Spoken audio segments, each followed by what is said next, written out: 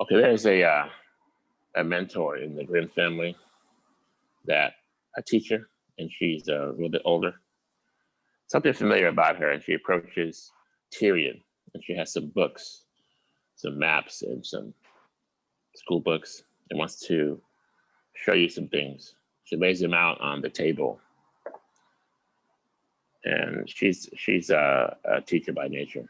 Are you going to participate in her lesson? Yes, I'm curious. Okay, make an intelligence check, just a raw d20 plus your intelligence modifier. 16 plus Good. 2. Okay, she teaches you some things about the world. And what was your intelligence? It's 14. Oh, it was your wisdom that we're gonna work on. Okay, we're gonna work on your wisdom. We're gonna move. Let's see. We're gonna move your wisdom up to 8. So that's -1. Okay. So you passed your lessons.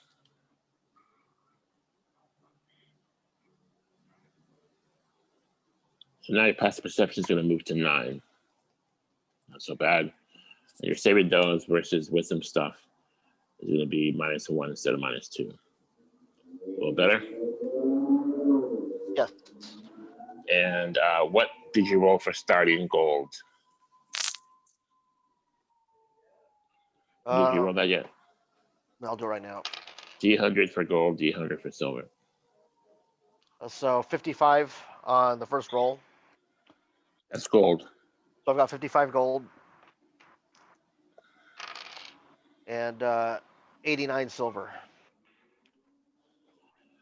Okay, now is that something that you have to hide from where you are, or did they let you walk out of there with money in your pocket?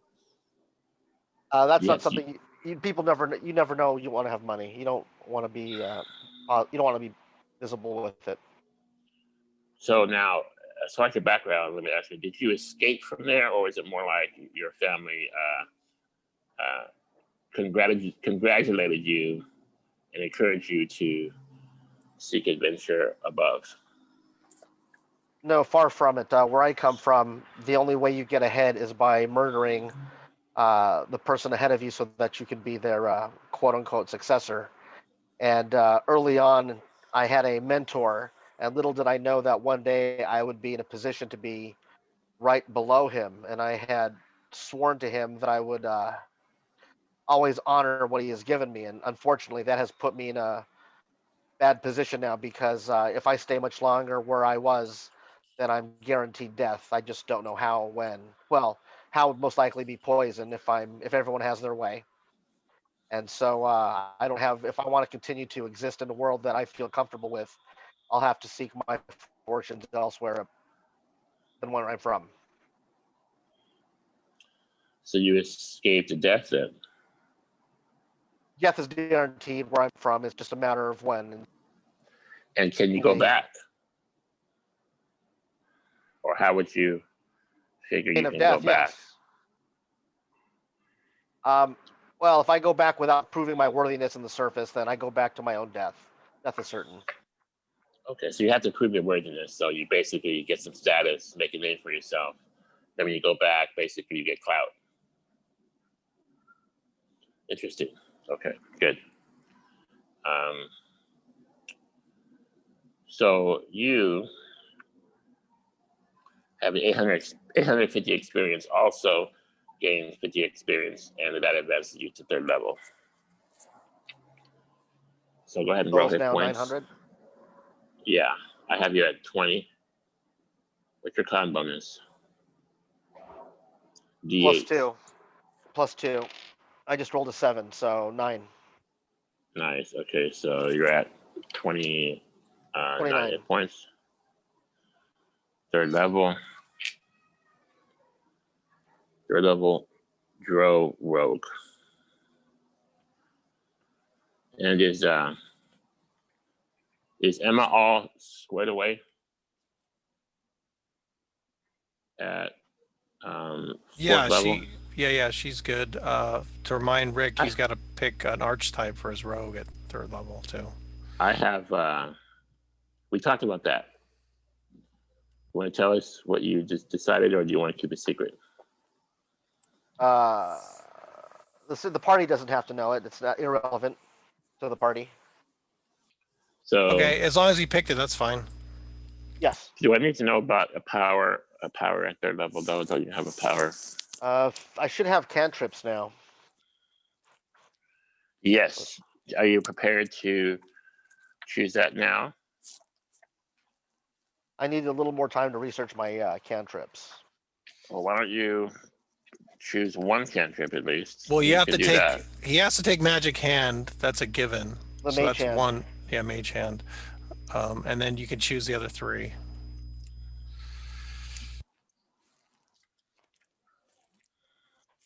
Okay, so I guess well, no, Mage Hand is isn't that added to my 3? Mage Hand is a class versus it's separate from the. If it says you get 4 and one of them has to be Mage Hand, then you get 3 more. Oh, got it. Okay, thanks for the clarification. Let me look that up. That'll also tell you what the third. It's total. It's 3, not 4. Okay, So it's 2 plus Mage Hand. You get 2 first level spells from the wizards list. Now it says something about first level spells from the. It says this I didn't agree with. It says choose first level spells from the enchantment or illusion. Oh, okay, you can pick any spell school for those 2. Okay. Wow. Okay, that so really. if you wanted to pick transmutation or invocation, that's fine. I think they're trying to limit your spells, and I don't like that. So you already have limited spells because you're Arcane Trickster. But I want to let you can pick from any school. It's fine. Are we allowed to multi-class or no? I would say no, because there's just too much going on. Let's just stick with one class for now. Later on, when we learn all our powers, we don't have to spend the whole game looking up our things. Then we can talk about multi-classing. Fair. Same thing with feats. Let's not do any feats now. Let's play our characters. There's tons of rules in these books that we have to use before we can talk about feats. Fair. Yep. I will allow you to do the steady aim, which takes your bonus action, but it gives you advantage on range attacks as long as you don't move, and as long as you use your bonus action, which means you're not going to do anything else except steady your aim and attack at a distance. And advantage means you're going to roll 2 dice. You're going to roll 2d20 and take the highest one. You understand? Yes. And disadvantage, if I say you roll disadvantage, there's something in your way, you get to roll 2 dice and take the lowest one. And between that is just a regular d20 roll. That's the standard. All right.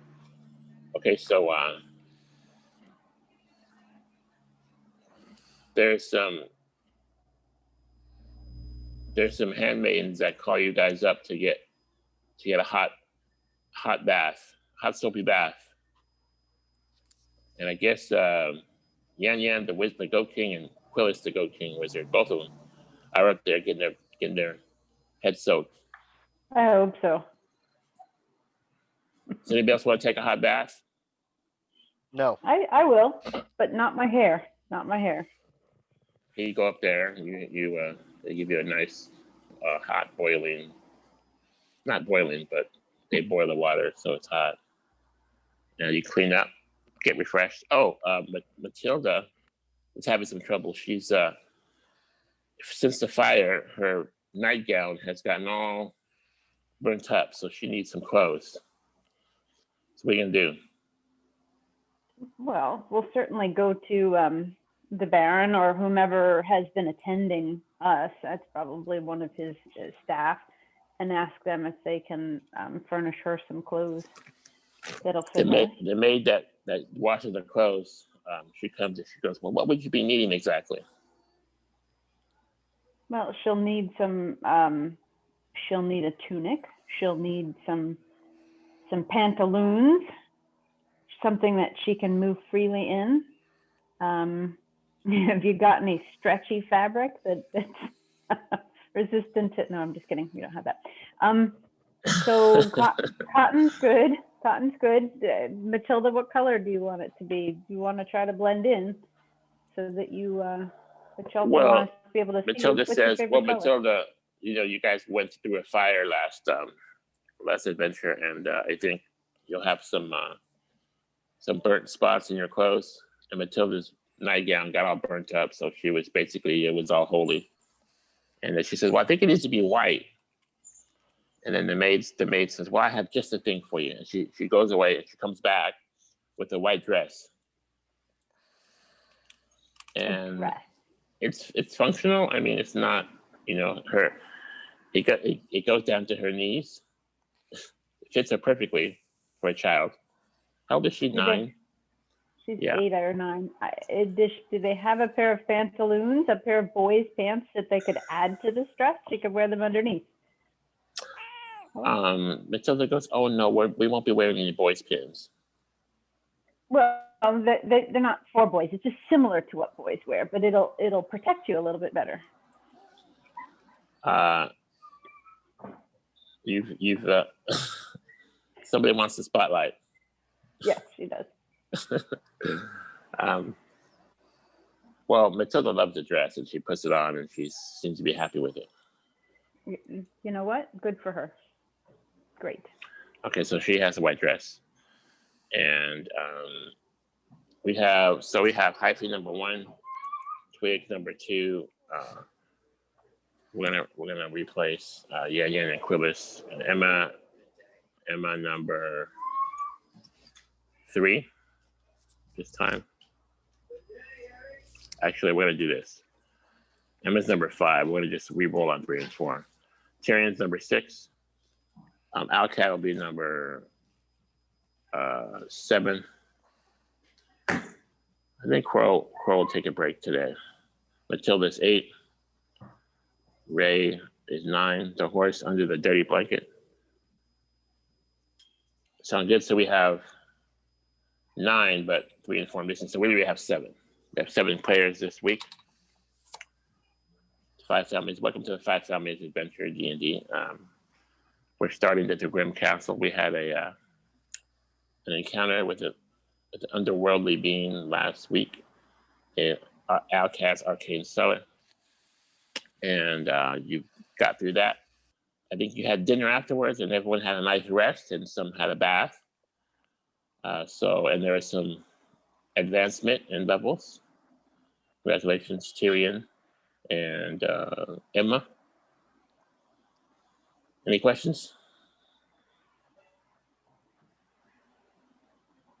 No. More concerns? Any questions or concerns?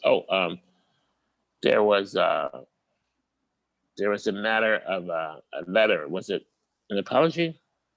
Happened last week. Apology note. Did you want to read? Yes. Do you want to read the letter? Spend some time on it. It was very basic. It was very. She has a pile of crumpled up papers in beside her desk in this room that they've given her. So basically, she made a number of attempts at it and ultimately ended up just saying, Tyrian, I'm sorry. I treated you unfairly this evening at dinner. There is no acceptable excuse for behaving the way I did. I hope you will forgive me. Most sincerely, Hyphy Willowspool. And she slipped it under his door and walked away, did not wait for any kind of response. You want to respond to that? There's a letter that is put under the door. Do you want to respond to that, Tyrian? I'll talk to Hyphy the next time we meet face to face, having read this letter. Yes, I'll address it the next chance we get. Okay. probably better. I'd rather save my time addressing it to when the party is together as a whole. In light of two of our party members getting their heads soaked, I don't have a problem with explaining my response to those party members who are present.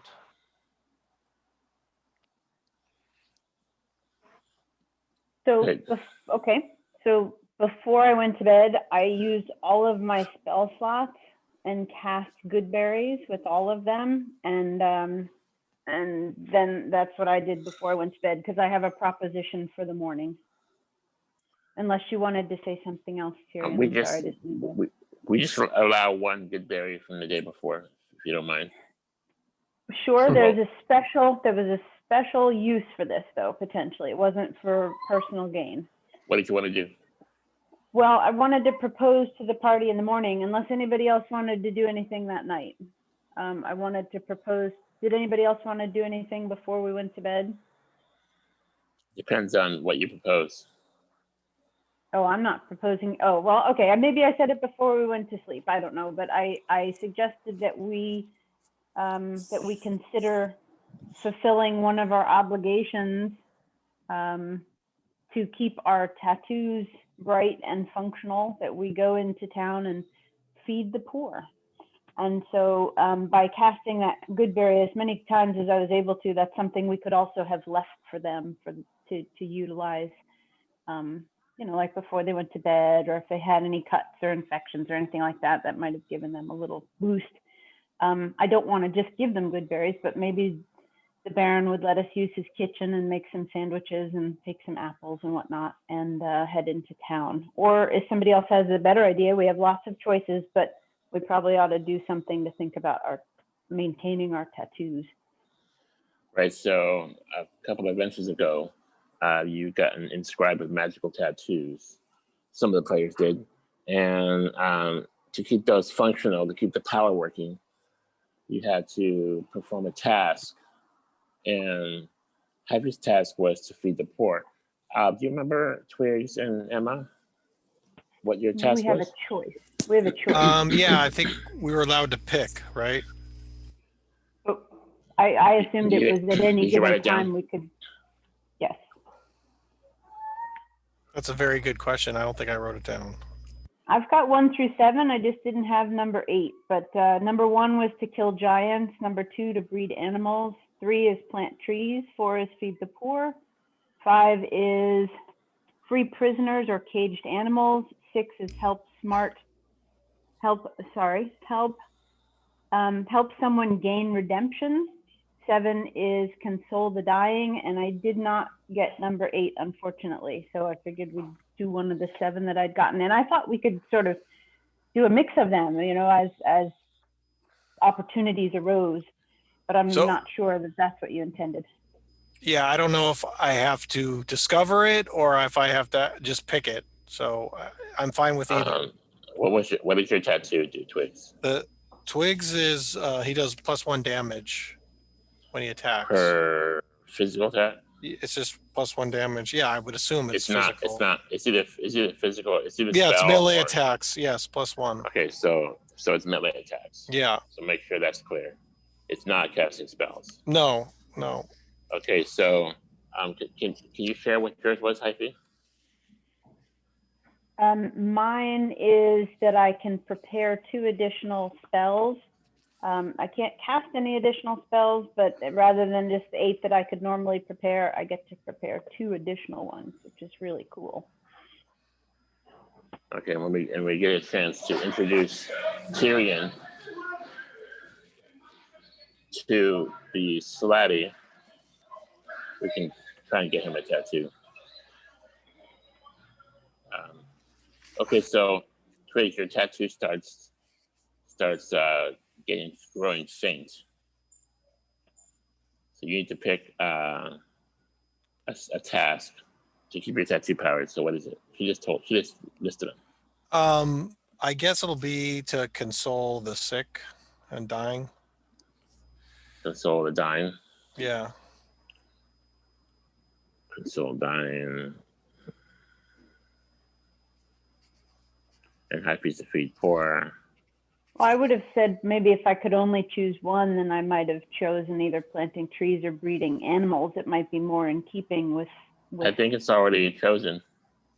All right. Let's Yes, not sir. change it. Let's not change it. And you can make extra good berries, but I want you to roll a d10 for the good berries you're going to use for healing. So roll a d10 now, and same for you, Twigs.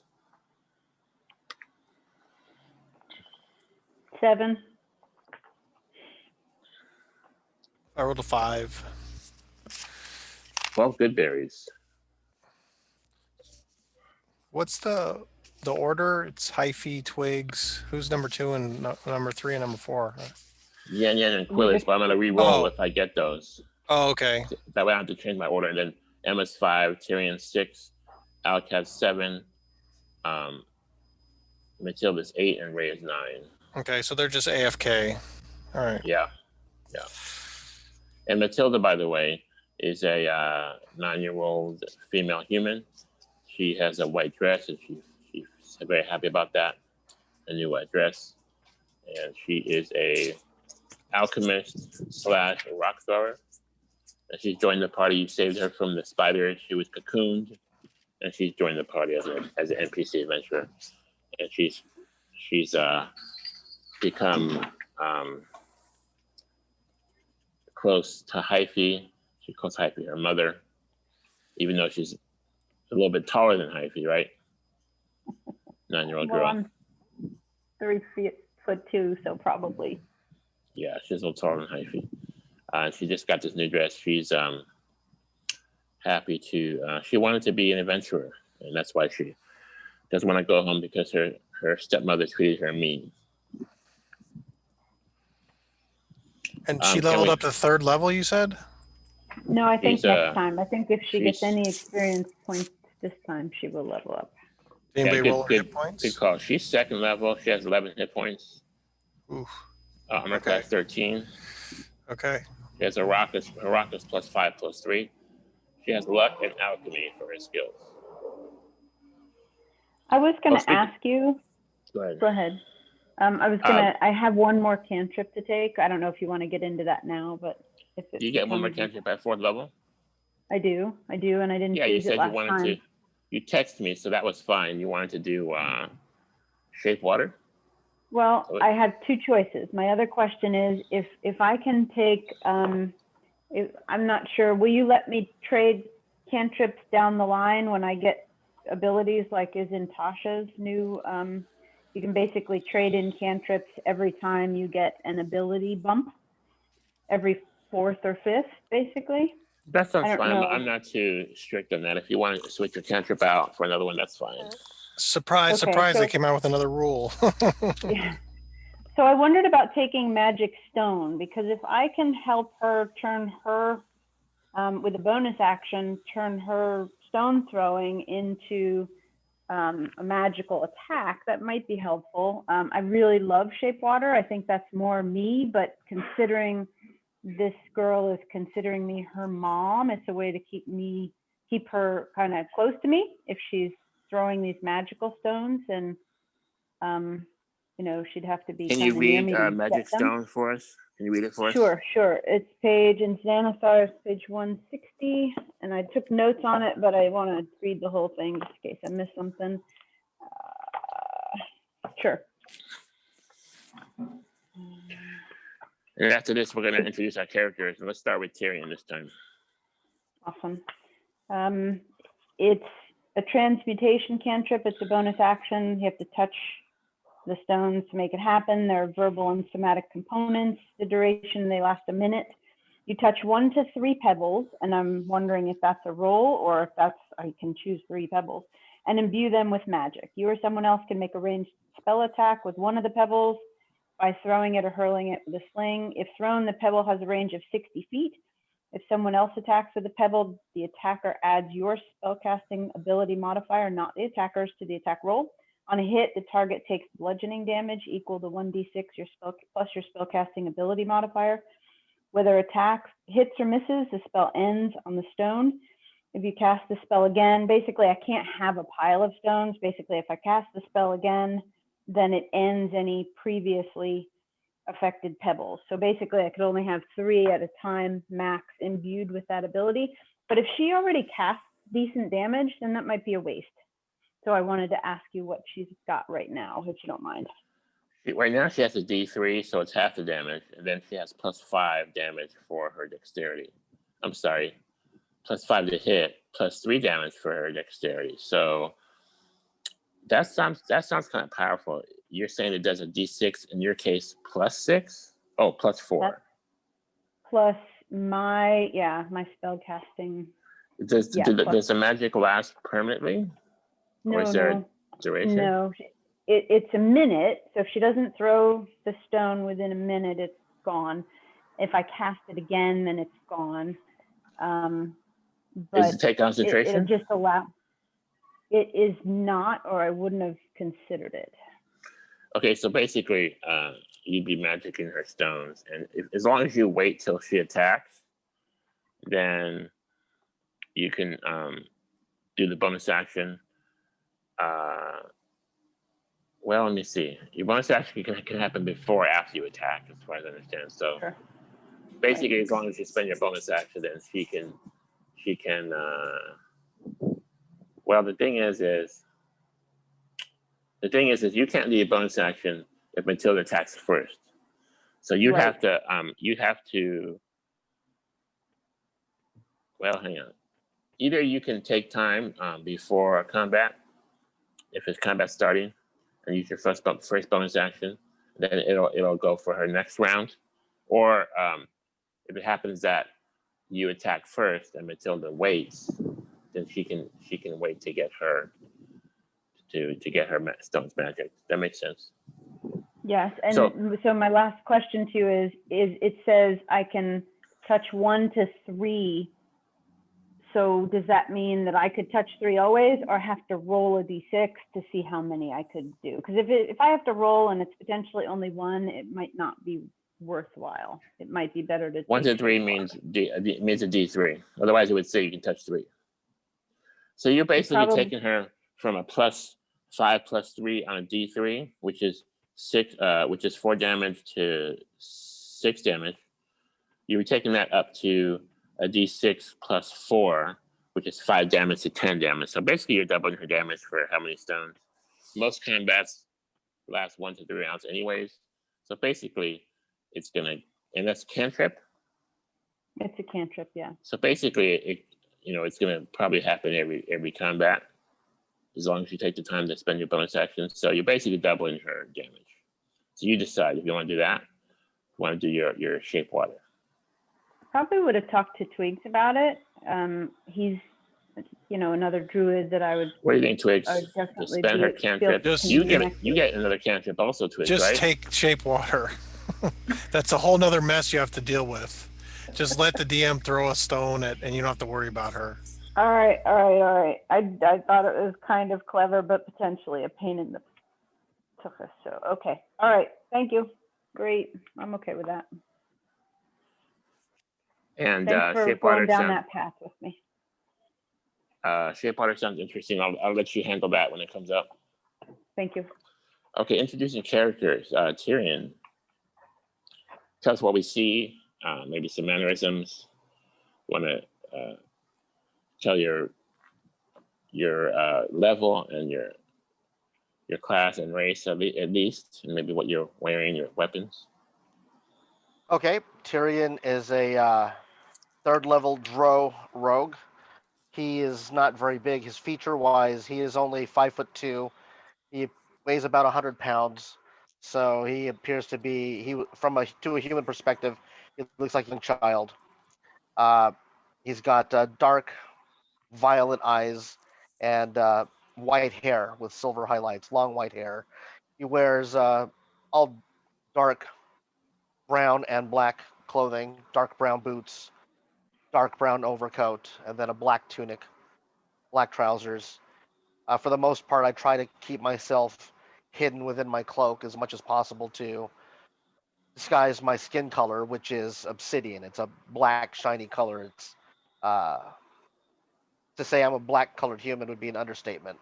It is truly obsidian charcoal black, and I know that I am not welcome anywhere I go. So I do my best to, if at all possible, hide my normal physical appearance and try to blend in with other small humanoids. I prefer to keep to myself unless directly spoken to, and if possible, I can remain in the background. I am here because, well, go on. What were you going to say? Good, thank you. Make a insight check, which is a wisdom, which is D20 wisdom modifier roll. In this case, your wisdom went up to -1. Okay. So you want me to roll it again? I want you to make a D20 roll right now. Oh, okay. Which is an insight check. Just you notice something. 6. Okay. You notice that you're not sure about it, but you think for some reason you seem welcome here. And you're in the Grimm Family Castle. You've been doing some things. The party at least has been saving the Grimm family and protecting the land from these monstrosities. And you've been given food and offered to take showers. You've been given a room all to yourself, and you feel a little bit maybe comforted that might be uneasy for you, but you seem that you've been welcomed. One of the children runs by and says, why is your skin so black? Aside from that, everything is pretty normal.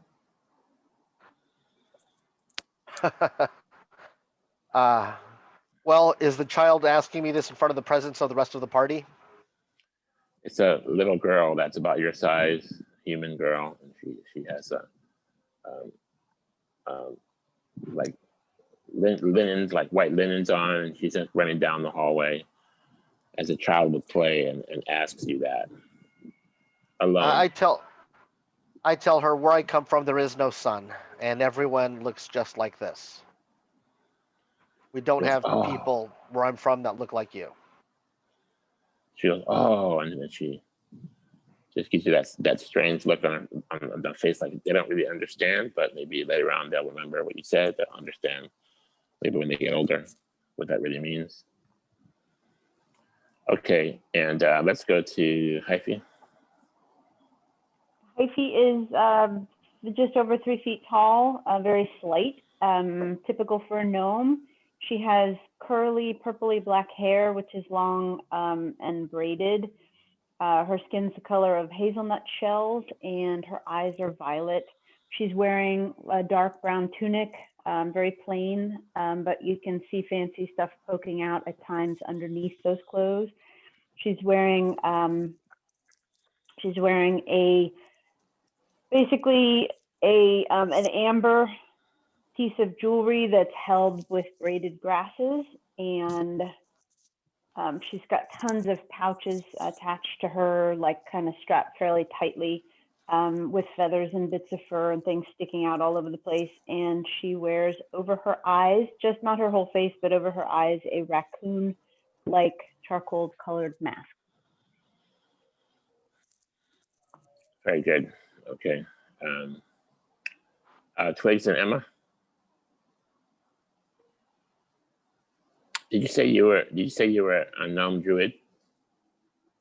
I said I had gnomish features, and she is definitely a druid. Okay. She's a tiny, hands on her hips, kind of a gnome druid. Was Twigs and Emma ready? Yeah. So Twigs is a human druid. He looks like a Native American. He's got long black straight hair, suntan skin, black eyes, a calm personality. He's got skills in athletics, survival, and drumming. He has a story for every situation. Sometimes he bores people with it. He's claustrophobic. He smoked way too much herb as a boy, and fell out of Youngling Academy. That's why he has a druid's life. So he must grow his own. And that's pretty much Twigs. And then Emma is a half orc barbarian. She's very tall, very muscular.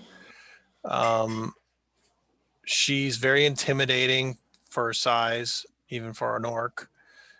She wields a giant glaive and has a very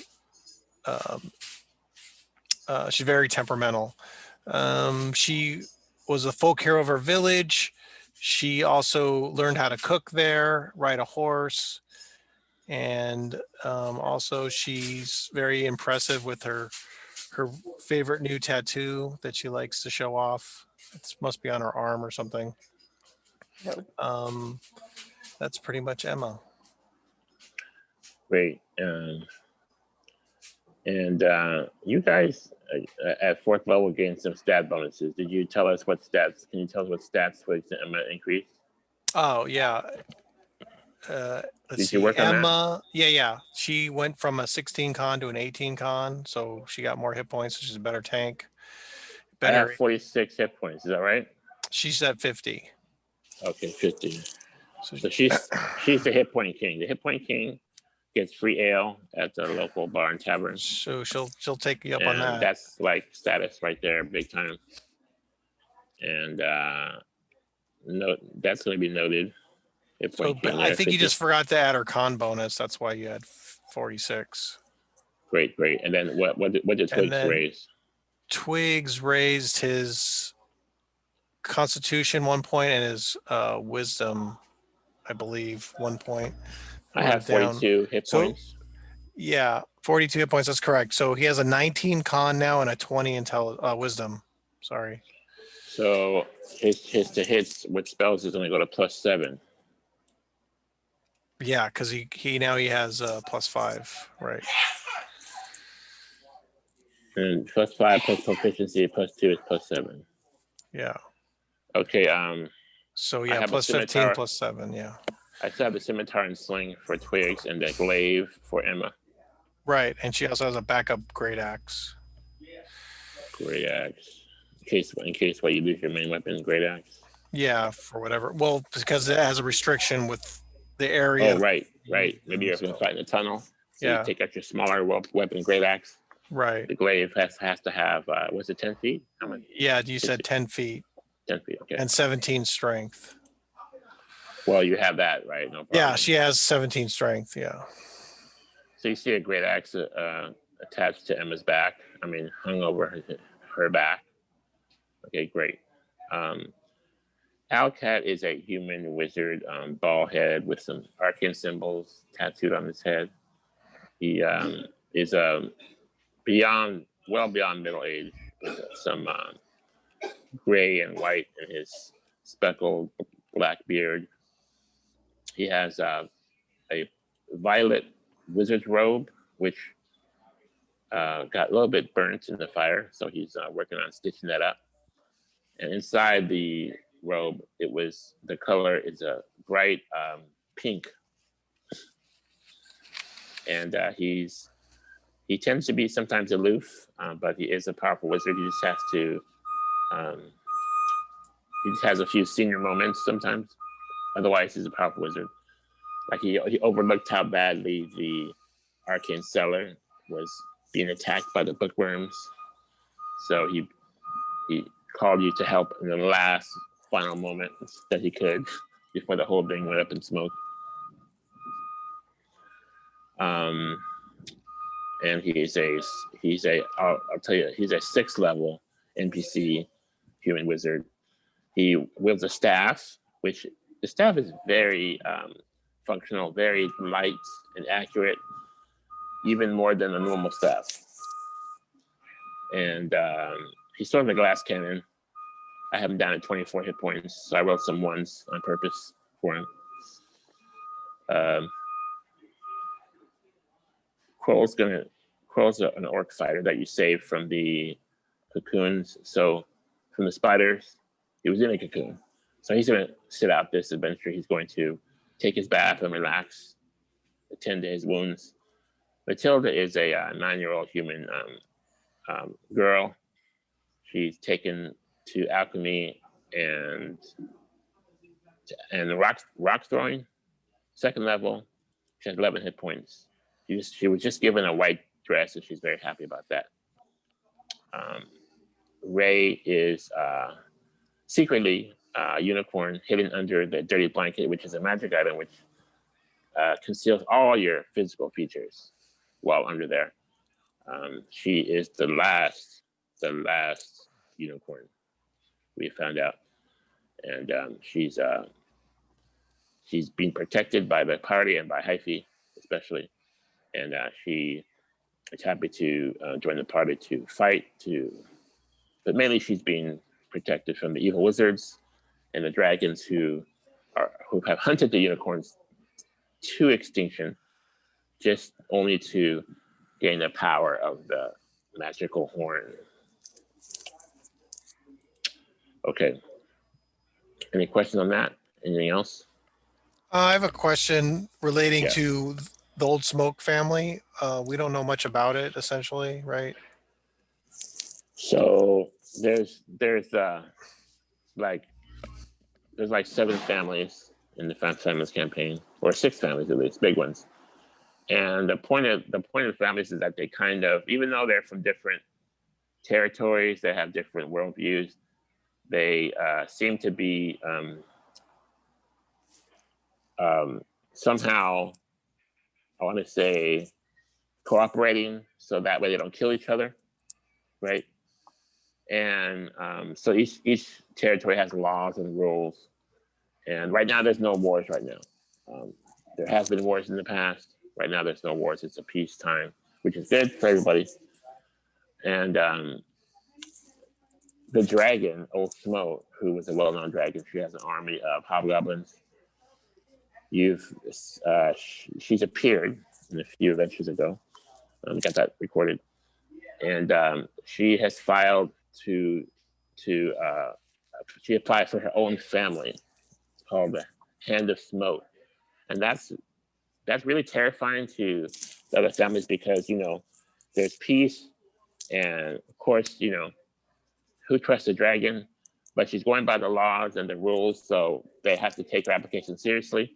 And trying to figure out at this point how to deny her, and not really sure how to, if she hasn't broken any laws, if she hasn't. She was at the castle. She didn't kill anybody. I think she ate 5. She ate 5 of the horses while she was there, but that was her food. She's been obeying the laws, so she's going to get at least to apply to open her own family.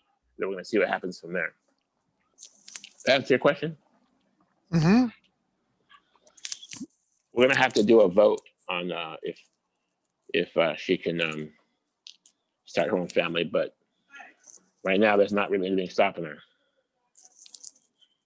So she's an up-and-comer. Yes, she's up and coming. I think they have to pay a tax to the local land, and then she can basically start her own family, start recruiting. Then the fear is that she can attack. She can gain power and then attack. The other families don't want that. There's the Fae, the Orcs, which is the Gush. The Fae are the Elves mainly. There's the Servant Sisters Queendom, led by the Queen Matriarch, and that's like a family of protection and balance. The Fae are for sanctuary in the forest, and the Orcs are from the broken lands of Balakar, and they tend to war a lot. Any more questions on that? No. So when you guys get back downstairs, oh, by the way, you're given a bag of bread, Hyphy, to give out to the poor when you go out today. So you got bread. I was hoping for more. I would have petitioned the Baron, tell him what I was doing, and tell him that I wanted to go down and make some sandwiches and collect some apples from the orchards on the way, or the pears. I know they have pear trees. Okay, would sandwiches, you be willing to let me do that? pears, apples. Yes. So like big basket. Is that good? Yes, please. Okay. Thank you. Done. He agrees to that happily, seeing that you're one of the protectors now, or at least you have saved them from the threats of the family. And when you get downstairs, you see Al-Kad. His eyes are kind of like glowing orange, and he's doing one of the spells, and he's He's facing the wall, which is the same place that he did the scry when you guys went to fight the ogre. And people are watching. And he has the scry going, and you see like a big black charred, not really charred, but a big black scale that's in his hands. And maybe it was left from the dragon when he was here, Old Smoke. And he's pulled up a circular window on the wall, on the stone slab wall in the castle. And a picture starts coming through. First of all, you see smoke, and the smoke seems to come right out of the wall, like it's really happening. And you see a distant swamp, and it's like a bubbly, gassy swamp, which is shown. And then you see some creatures, some humanoids come up, and there's 3 of them, and they have white cloaks, but the symbols in their cloaks are like of a dark black and a green and a gray, and their heads are mostly covered, but their skin seems to be kind of like pale, like white, so they don't look quite human. And then you see on one of their hands, it seems to be webbed. One of the hands seems to be webbed between the fingers. And they're walking in unison. They go up these steps and to this altar, a stone slab altar, and the smoke is coming out of the swamp at this point, and the whole altar is just filled with this dark gray smoke. But you can see something on the altar. It's a body, and looks familiar because the body is kind of like a dried carcass, but it has like pouches where it has like holes in the flesh where something is broken out, and you recognize it as the body of Skola, who you've defeated, and you were nice enough to bring the body back to the dragon when she asked for her son. And you notice his arcane symbols. That's what reminds you of the body. The arcane symbols are still there in his body. He has like a malformed head, and his legs are bent. He wasn't a perfect genetic offspring, but he was, as far as you know, a half ogre, half dragon. And that was, he was the threat at the time. He was a threat of the Shadow Valley. And these 3 figures start raising their hands, and they start chanting, and they're saying, Al-Kad, Al-Kad, start doing this ritual. Candles are being lit, and incense is being poured and burned, and the body starts twitching, and Al-Kad's like, "Are you guys getting this?" He looks at you. The body starts twitching, and then the thing stands up. The thing sits up, shakes off some dirt and dust. And then you hear the voice. The voice is awfully familiar. Skola talking, and his tongue just falls down. And then he says, Mother again? And then you hear this deep bellowing voice from the side, and then this black reptilian head comes into the view and says, "This time, son, you will not fail." And then he steps off the altar and walks down. His muscles, his carcass is now, his body is now fully healed, it seems. He's flexing his muscles, stretching out. Here's bones cracking, head, neck cracking. And then you see this chain. The 3 human figures are given the chain. At the other side of the chain, at the other end of the chain, seems to be a horse, big horse, but it's pale, and the eyes were maybe they were bright. The eyes are all black, and the coat of the horse silver. And you notice that it has a white hair, but it's more like when the light hits it, it's more like the color of diamond. And over the head, you see blood coming out from the head, and the horse seems to be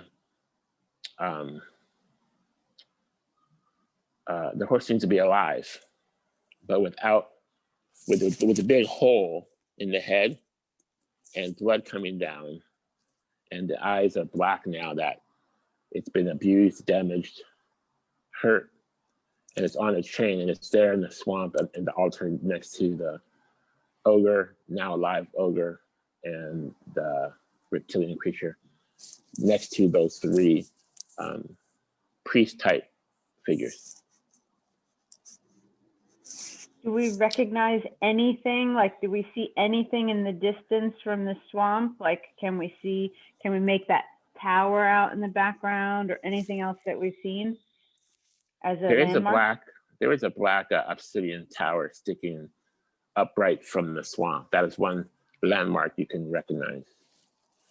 It's about, it's several stories high, maybe 60 or 70 feet tall, you figure. It's like an obsidian tower. But not one that any of us recognize? What about I don't think Al-Kad? so. Al-Kad's busy doing the scrying spell. Any other questions? Do they have any flags flying from the tower or anything like that? Well, good point. Make a perception check. Everybody? Yes. Okay. I rolled a 5. I rolled a 13 16 total. plus. What's yours, Hyphy? 16 total. Okay, so you notice that there is a not a flag but a banner hanging from the black tower, and it's a circle basically. It's like a gray banner, and it's a circle, and it has a black draconic hand in the center with his fingers open up, and then the pinky is gone. It's like torn off. So it's basically I guess dragons have 4 claws, so it has just 3 claws.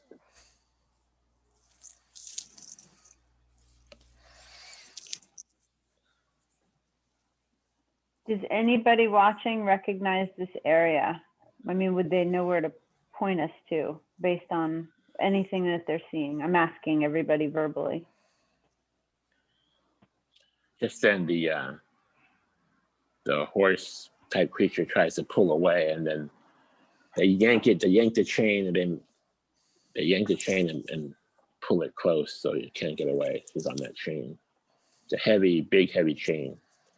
They got him trapped there. You notice it's a male horse. And we recognize it, I imagine. Do you? Yes, of course we do. It's the one who dropped Ray off to us, right? That's Yes. the question. Yes. Yeah, does Ray recognize the horse? So, Silvermane, right? Mm-hmm.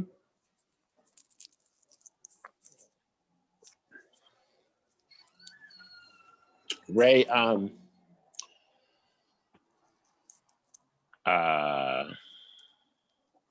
Ray would recognize Silvermane. Ray, you see some tears fall on the ground under the blanket. I will, of course, move to comfort her, but my primary goal is to find out how we can figure out where this is happening. Does anybody know? I mean, if the dragon made application, then they'd have to say where their territory was, right?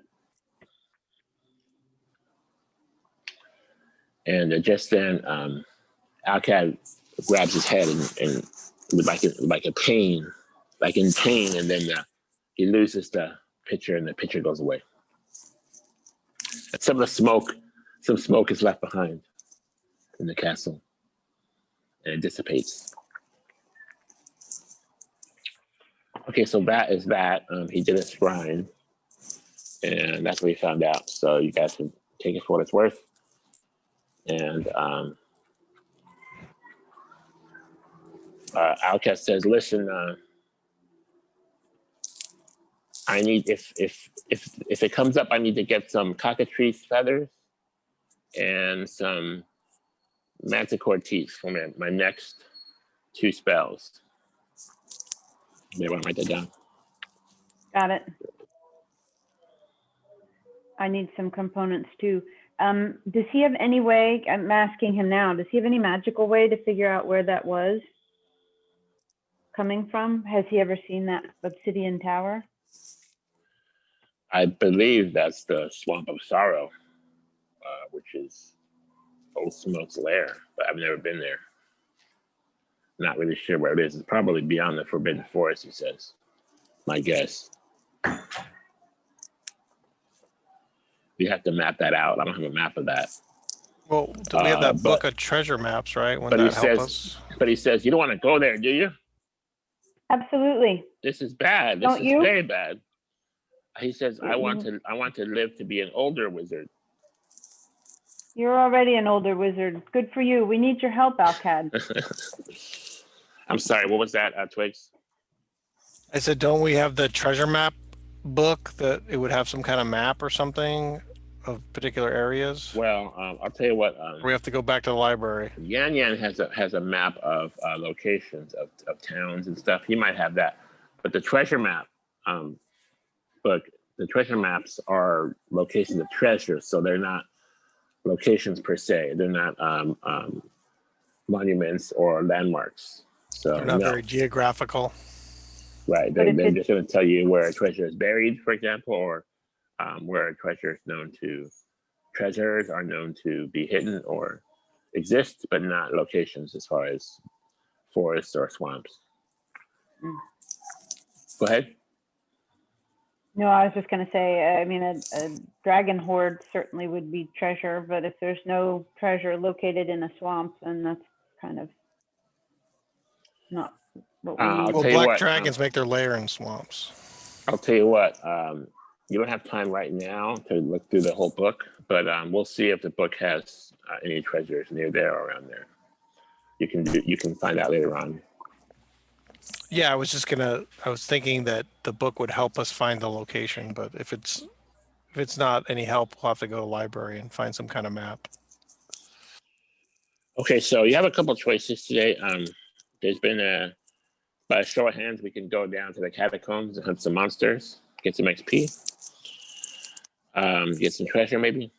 Option 2, waltz over down to Keldutch Town, which is, you were there briefly when you met Bolas Ras, who cut your gems into higher quality, and briefly you bought a bassinet for the new birth, and they thank you for that. That was in the town of Keldutch. You can go back there as another option. So Ray's not urging us to go to help Silvermane? Ray's she speaks to you telepathically just by feelings, and she's feeling very scared and very emotional and a little bit hurt. But she's happy that Silvermane is alive. Just noticed the big hole in his head, bleeding blood, and his eyes were black. He's missing his horn, essentially. Yes. The horn that's on the belt. I don't want to say it. Black dragon. Well, his horn, that's what he uses to teleport around, so he can't teleport out of danger. I think the horn is intricate in all their magical powers. Healing, for example. Well, we know who's holding on to that. Yeah, in order to get his horn back, we got to kill the dragon or steal it from her. Right. Okay.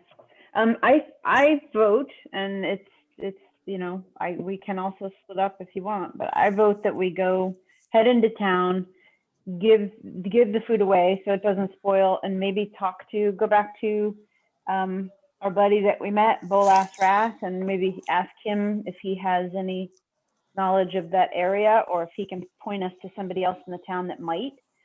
If we can get some of these components while we're there, great. I have some things that I can look for on the way, but if we can help Al-Kad out, great. With one of his components, fantastic. He's helped us. Yeah, that works. We can head into town, see what trouble we can get into. Show of hands, down to the catacombs to fight monsters or head into town? High feet's one. You say Twigs? Yeah, Twigs is fine with going into town. What about Tyrian? I'll accompany them to town. Okay. Cool. You guys set out for town, the town of Kilgate, which is not too far. It's within 10 miles of the Grimm Castle, which is in the center of the Shadow Valley. This time of year, the sun is brighter. The farms are doing better. The animals are making animal sounds, and the Twin Lakes are available for fishing. And you waltz on over the town, and there's on the way you get to a what seemed to be a stream, but it has opened up into more of a river, and the water's flowing quite fast, and the distance across is about between 12 and 15 feet, and there's no bridge. So you went a different way this time, and how do you get across? Town's on the other side. Is there a boat, somebody ferrying people down below? There's no boat. There's no boat. Well, if we can only wait until I'm 5th level, I have some great spells that I can use. You need to cross a path of about 12 feet. The river seems to be kind of deep, not too big, but kind of deep, and the water's moving kind of fast. There's a few rocks around, maybe, but otherwise there's no clear path across. You said it's about 12 to 15 feet across? Yeah. I can Misty Step. Can anybody else do anything like that? I know the Ray's all set too. Can anybody else do anything like that? Anybody else? No, I can probably swim across. That's about it. How high are there any trees on either side of the river?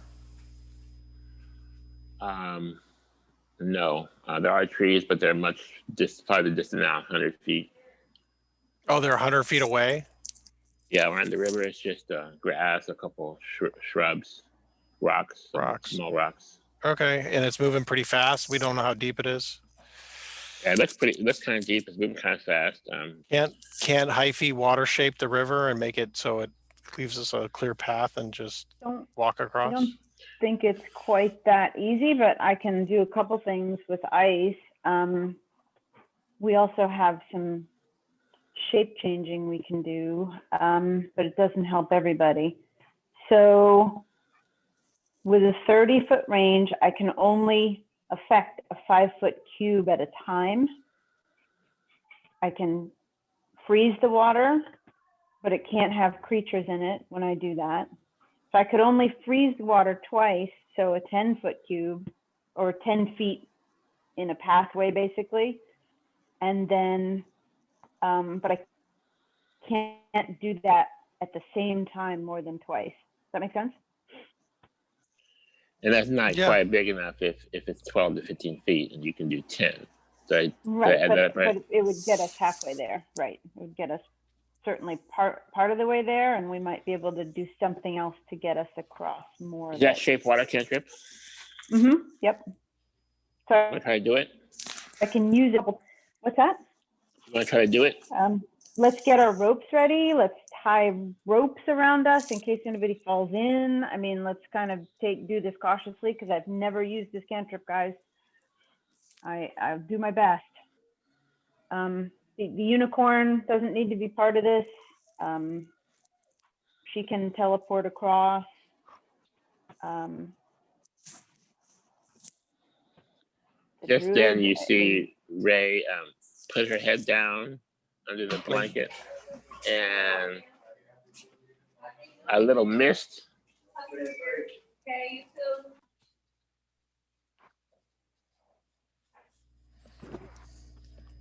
And the blanket just falls on the ground, and you see Ray appear on the other side of the river. And she's prancing around in the sun, and she's happy to be. She doesn't teleport with the out blanket with and her? about. Yeah, I don't know Jesus. why that doesn't work. I think I need to tell her that she needs to do that. I think she should be able to.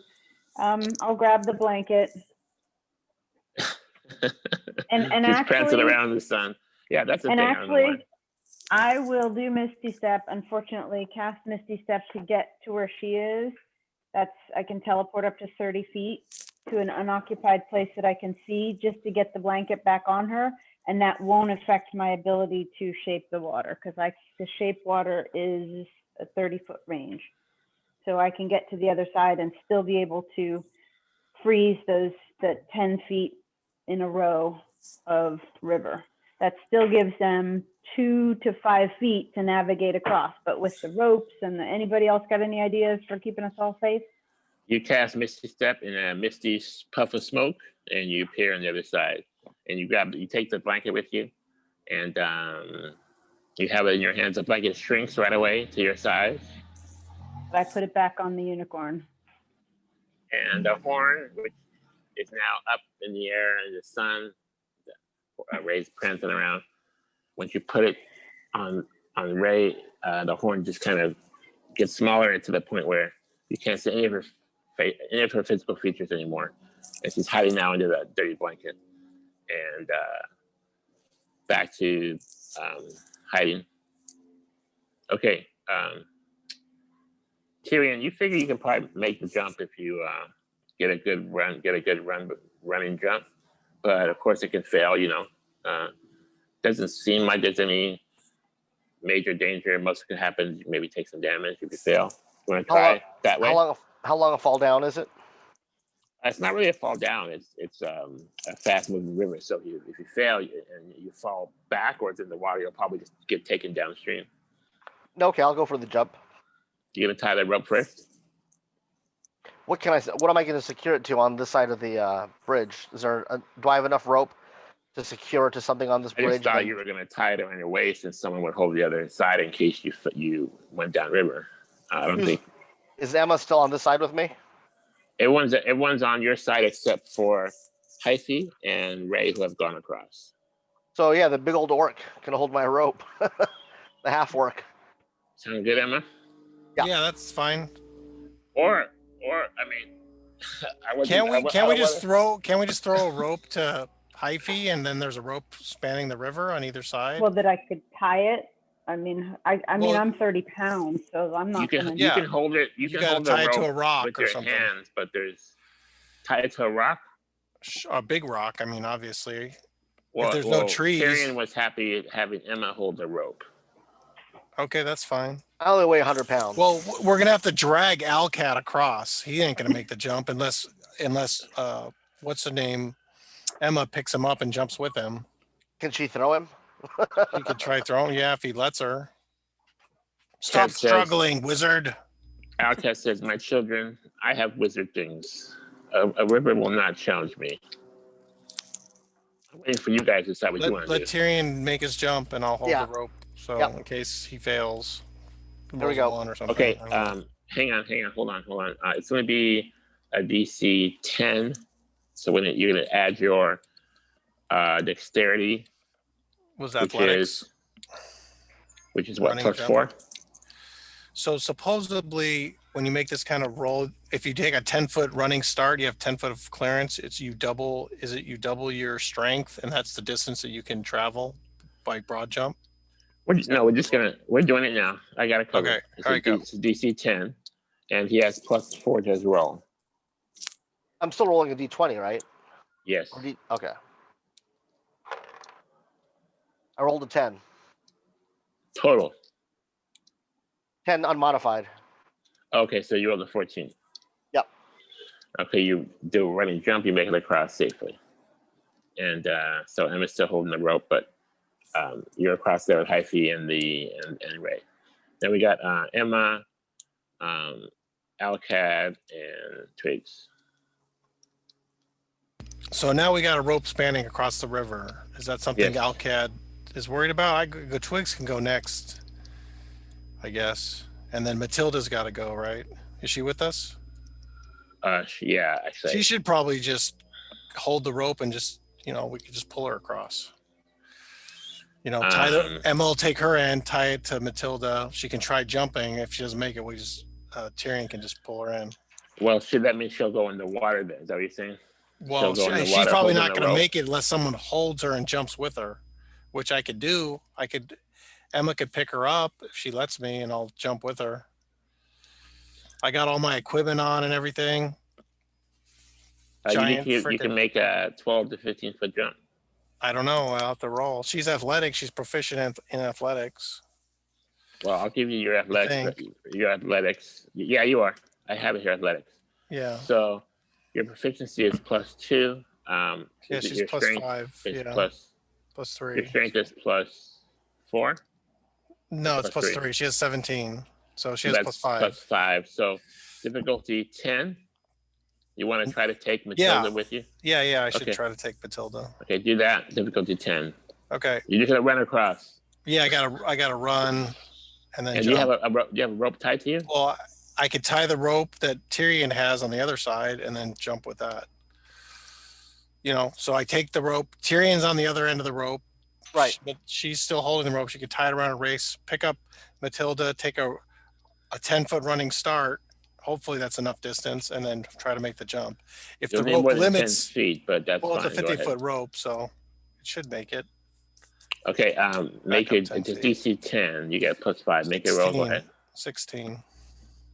What was 16? You make it across. All right. So now we got Twigs. Al-Kad. Yeah, Twigs is just gonna make the jump, and Al-Kad. Al-Kad can worry about himself, I guess. So here's Twigs. He's got athletics also, proficient, strength +2, proficiency +2, so +4, 12. Roll the 12? Yes, yeah, roll the 12 +4, 16. Okay, you made it across safely. And Al-Kad cast levitate, and he pulls himself across by the rope. And he's still levitating for a while. So you guys are safely across the river. No casualties. I make a mental note that I need to seriously have a conversation with the unicorn, because we could have done that so much better. And she and I need to have some party-wide, just fallback positions. For example, we're going to point to a spot right now that if we get into trouble inside the city, that she can teleport back to, that we'll find to meet her, for example. That's one thing, but we could have done that a lot better. I apologize, everybody. We're not doing this very well, but I'm glad we're all across. You made it across. You could have done a lot better, but you made it across. That's the important thing. And you're gonna have a plan to, I guess, meet back at the car in case anybody gets lost. Meet at the car. We're parked in Goofy. Yes. You're parked in Goofy section. Meet back at the car if anybody gets lost. Okay. You head into town, and you notice it's a little quiet today. The sun's, let's say it's about midday, so the sun's casting on just in this case, the eastern part of the buildings down the main street in town. And you come across the Misty Foot Tavern, which is the hot spot. And the smell of food welcomes your nose, and there's some food cooking, something smells good, and it's the local bar establishment, and there's a sign, Misty Foot Tavern, this way. Should probably check it out. I go in. Yeah, Emma's gonna go in, and Twigs. Sure, I'll follow along. I'm keeping an eye out for Bolas Rass's place, but certainly I'll follow them in. Okay. Right away, you're welcomed by some heat There's a fire going in a furnace to the right, and there's about 6 or 7 tables lined up. There's a few people inside sitting down, and the wooden floor is worn and it's creaking, and you're coming across the floor, and then a dwarven. You see this dwarven guy with red hair jump over the counter, and he seems to be limping. Sort of, he has a wooden peg leg on his right leg. The end of it's like the pirates that have the wooden leg. You know, he has a chainmail vest, and his sleeves are rolled up, and he has some tattoos on his arms. But he has a welcoming smile, red rosy cheeks, and he says, "My name is Hobble Foot. Welcome to the Misty Foot Tavern. Can I get you something to drink or eat?"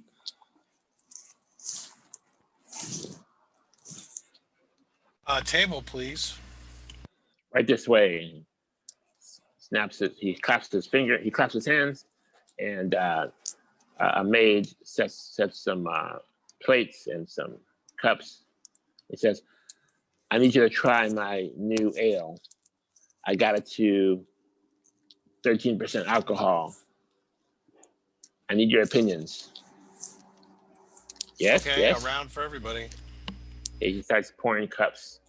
I guess there's 7 of you. He says, will your friend under the blanket be joining us today?" No, thank you. I'll let her taste some of mine. Matilda you, though. says, "I want some." She just a taste. She can share some of mine too. Okay, okay, so Matilda's gonna drink off you. Okay. Al-Kad will have a full goblet of ale. He starts drinking it. Tyrian, are you game for some ale? Gold. It's a golden color. It's his new brew. He's very proud of it. Where's your goblet? Does it smell like regular ale? Can I detect anything unusual about it? No, this guy is like a brewmaster. So this is a very special, different kind of ale. It's not. I would say it's high quality. It looks high quality. It looks like he knows what he's doing, but it's not a regular ale at all. It's something that is a home brewed, and you probably will never find it anywhere in the world except here. It probably gives us stats, improved stats. You would hope that. Yeah, I'm not risking that. In fact, my plan is not to drink it, but probably to taste it so I can say something meaningful and pass it to Emma when I'm done, without anybody seeing. I don't want to insult. As you're planning that, Matilda grabs a cup and starts sipping. No. I pull it away. No. Wait, I haven't tasted it yet. And the dwarf is like, come on, you got to give me your opinions. I'm trying to sell this in the one city over. It has to be perfect. I'm really interested in what you think. So we have to all make deception checks. Not really. Al-Kad drinks it. Al-Kad says, kind of tasty. Starts drinking more.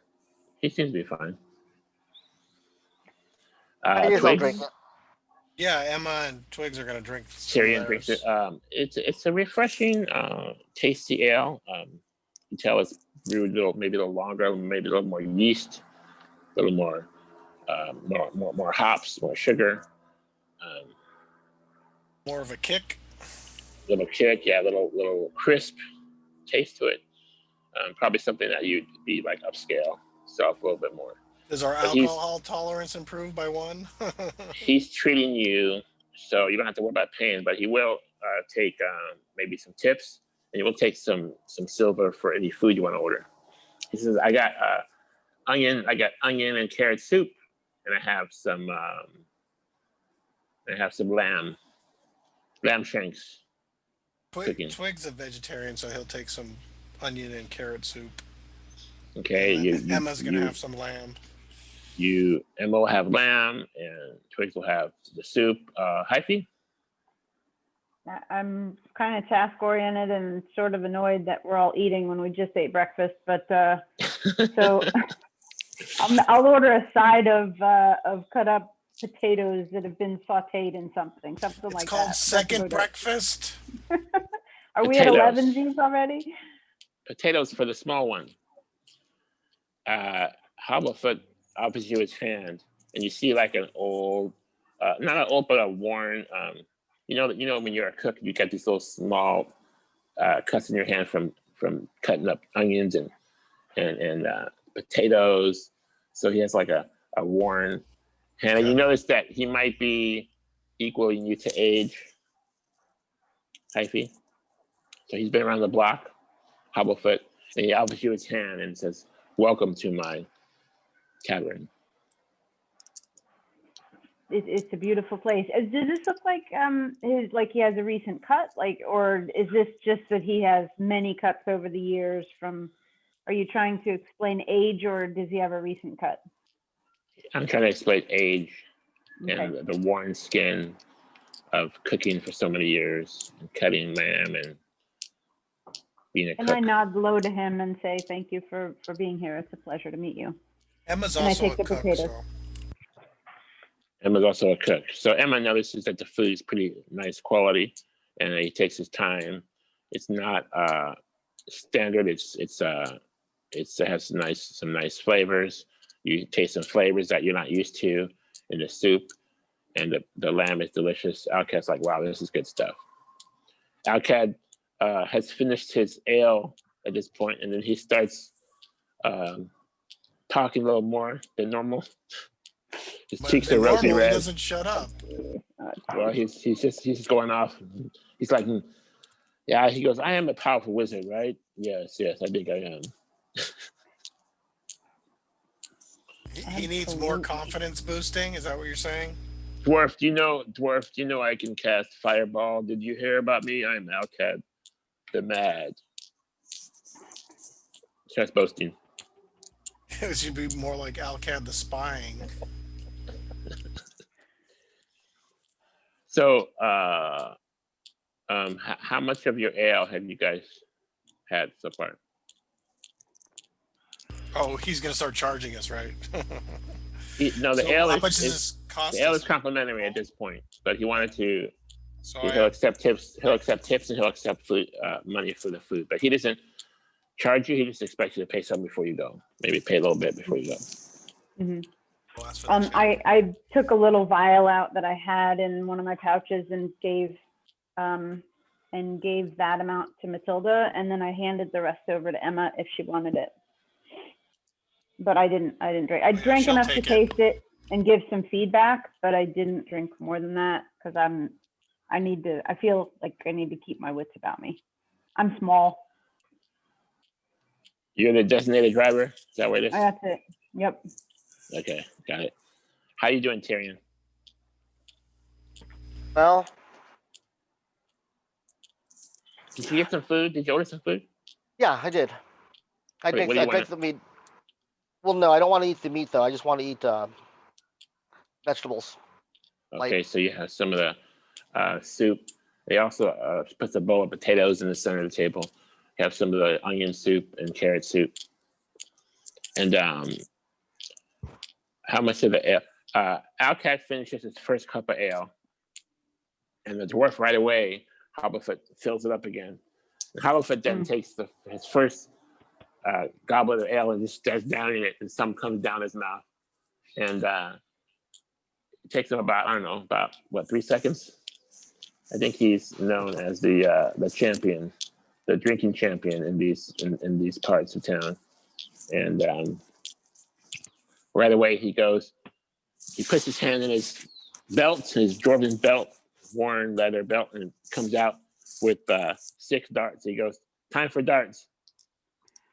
And he takes the dart. He closes his eyes and throws it at the wall. And let's see, there's a dartboard there. He misses the dartboard completely, and then he says, "Put down your silver, double or nothing." Then he puts down a bag of his silver, and he says, beat me at darts, double or nothing. Put down your silver. So he's inviting you to gamble throwing darts. Oh, Tyrian, you can make some money off this fool. He seems to be a little bit happy, so the ale seems to be affecting him. So he's gonna get. Are there other minus, people in the tavern besides us? There are other groups. There's some quiet people sitting, eating, talking, but farther away from you. Just people of the town. So Nobody this is where you be social and you try to get rumors of the town and adventure and that sort of thing, right? But first, he says darts, and he missed the dark completely. He goes, "Who wants to put their money up? Double or nothing." Well, He'll match your silver. Go ahead. Unfortunately, I have a weakness, so I'm already ripping out money, and against my better judgment, it's not what we're here to do. But I have a weakness. We found Hyphy's little flaw. She's a gambleholic. I spent a lot of time with darts, many years. So put up an amount of silver on the table, and what he wants to do is double or nothing. If you can beat him on a D20 roll on the darts, then he'll double or nothing it. He's getting -2 because he's drinking heavily at this point. So you can add your dexterity to the roll. I'll allow that. Well, she's also proficient with darts too. Well, but those darts are a little different, unfortunately. And unless he's going to let it translate, I'd be excited about that. But I think those darts are a little more like lawn darts. I don't know. Yeah, not only that, but the tips are a little bit bent from the mini bar competitions. And I'll just let you add your dexterity. How's that, you guys? Fair enough? Sure. Yeah, you're giving us like a +6 advantage on some cases. He's -2 and we're plus. Yeah, if you have an 18 dex, that'd be +6. But just add your dex to the roll. So who wants to go first? Hyphy? Yeah. I'm gonna roll again. He's gonna roll against Hyphy. He turns around just for fun. He spins around and then he throws it. Here we go. This is what you got to be. Get a D20 I threw up 45 silver, by the way. 45 It made silver. a lot of noise. It made a lot of 45 noise. silver. And he kind of looks at it and doesn't really mind the silver. He seems to be maybe well established in his bar. Okay, I rolled. What did you roll? Natural one. Okay, I rolled a 4 -2. So add your dex. So then I have a 3. But You hit the still wall on that next to it. one. Okay, you both missed the board, but you're closer, so 45 silver to you. If it's a one, if it's a 1, you hit someone in the back of the head.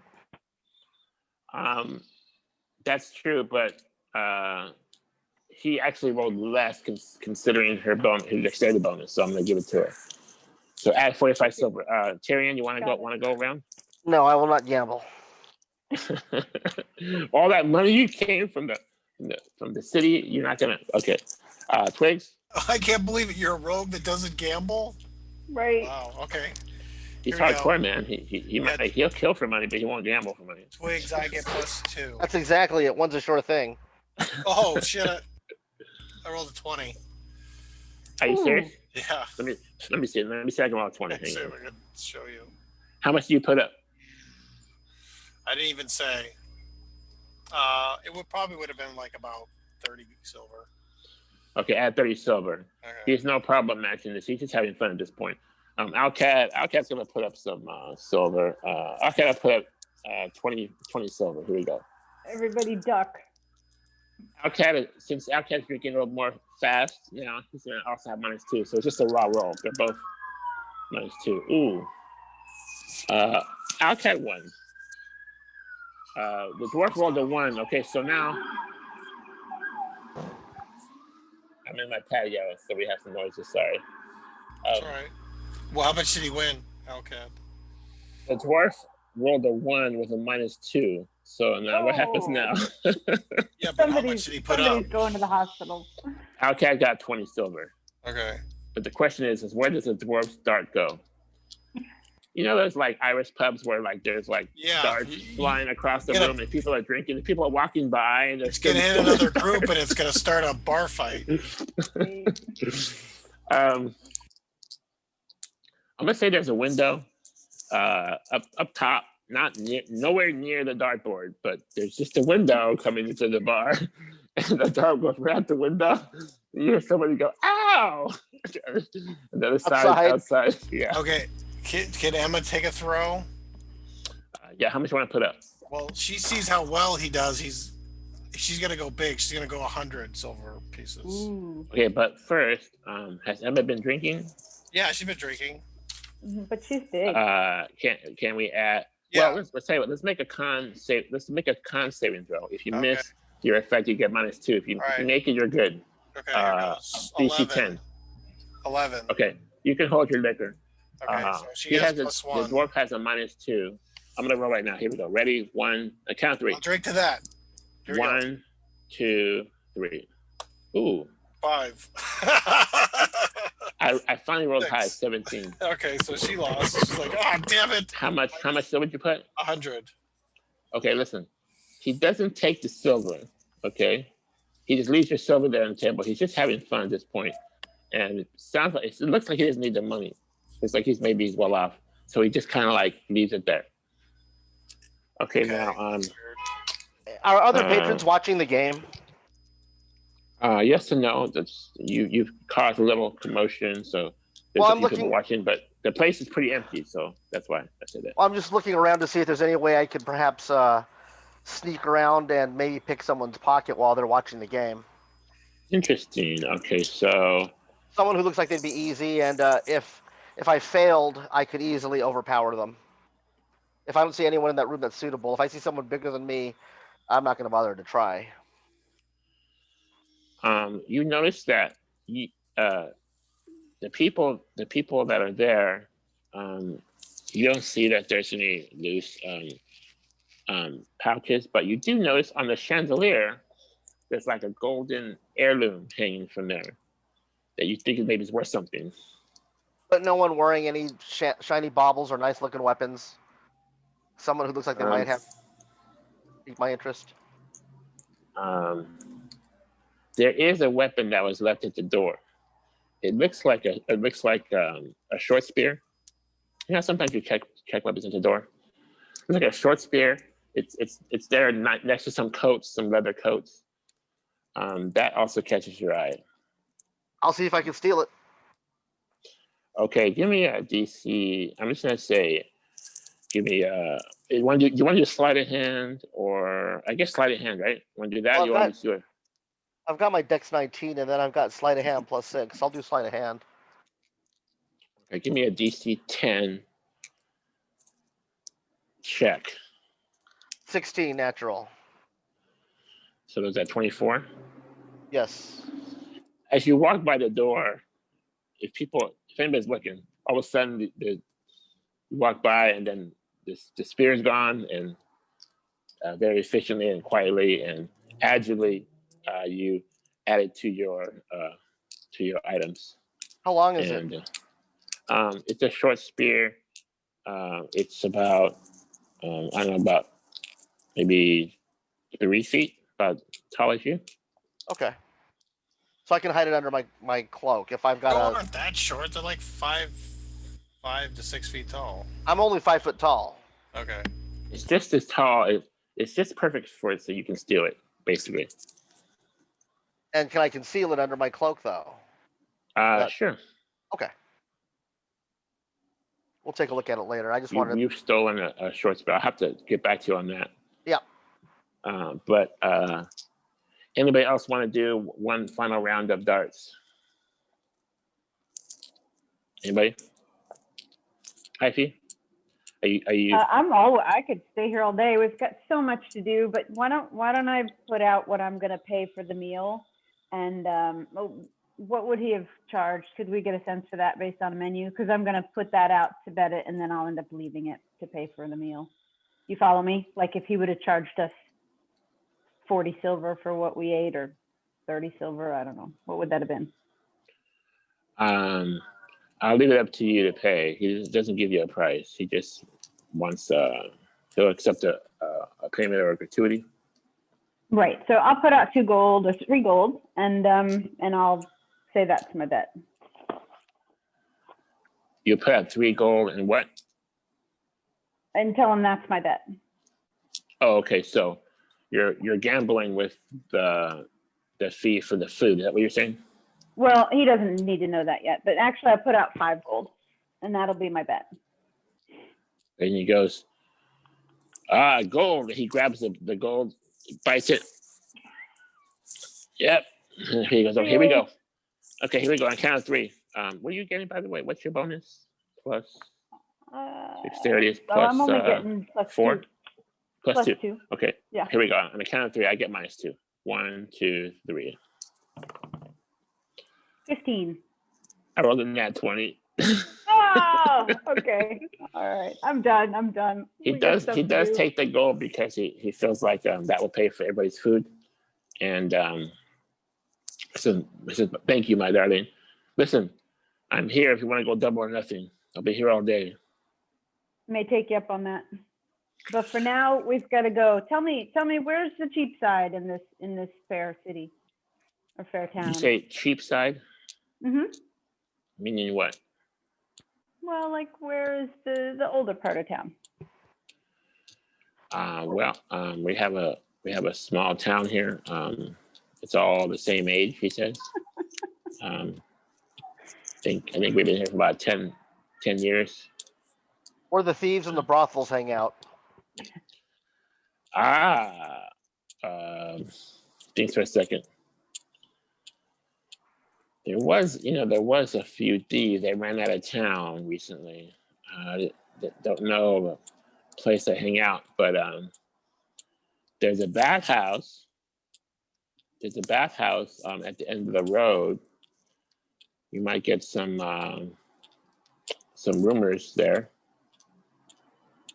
People talk down there. Interesting. Bath and steam house. That interests the rogue. Okay. Just then,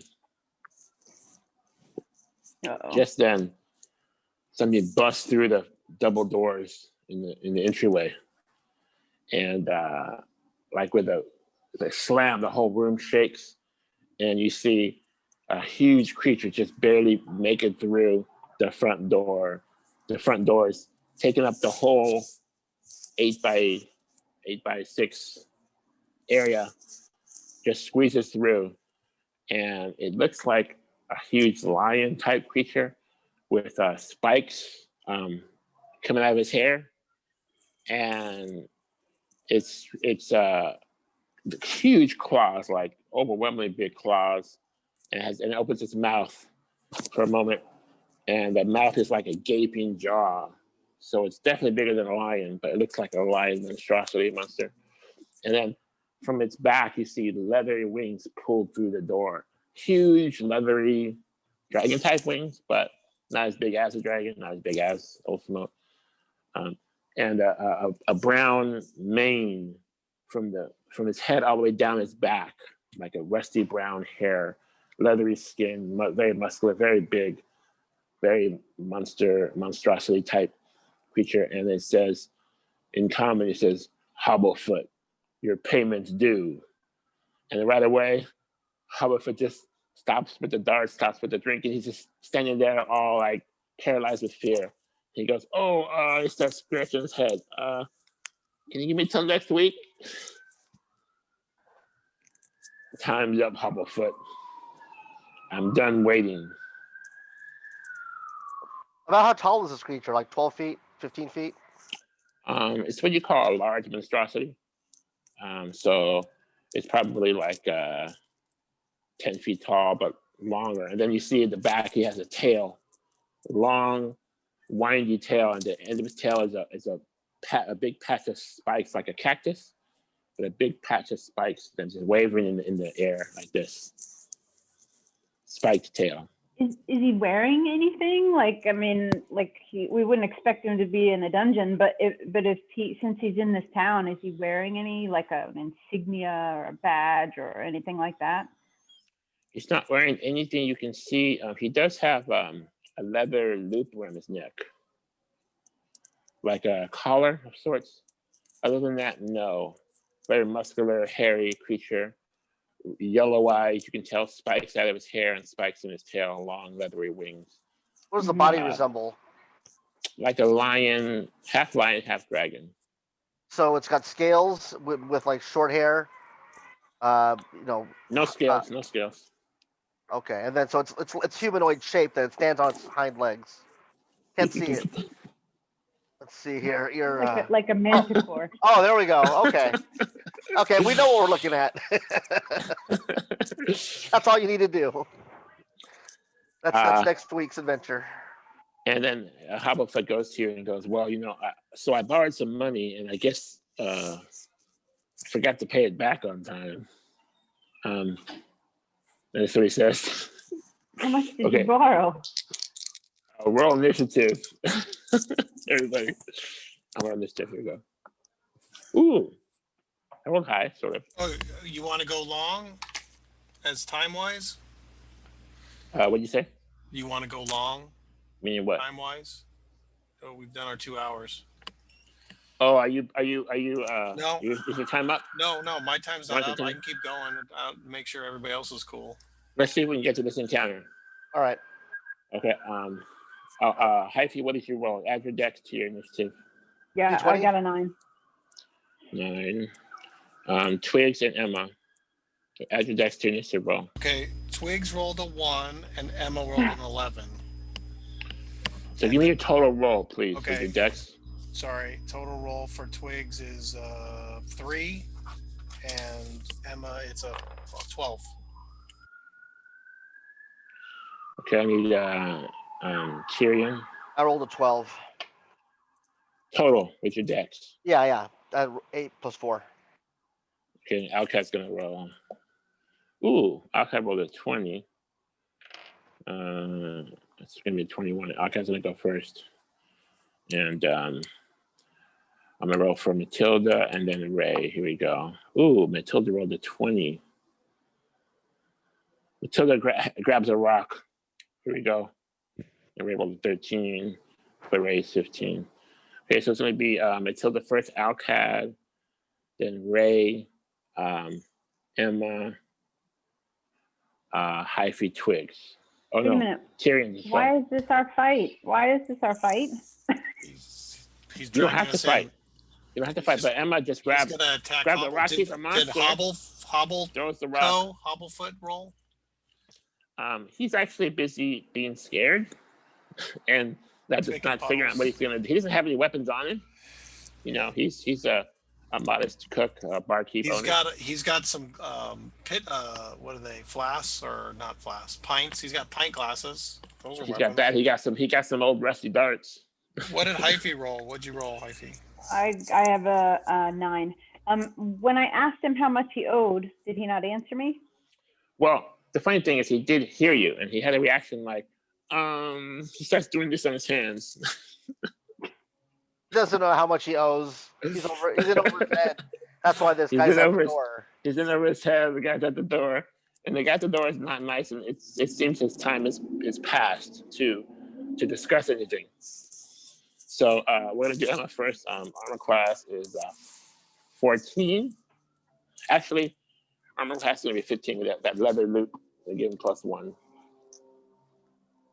This isn't our Here we fight. go. Not unless you want it to be. It's up to you. Here we go. But What's everybody else doing?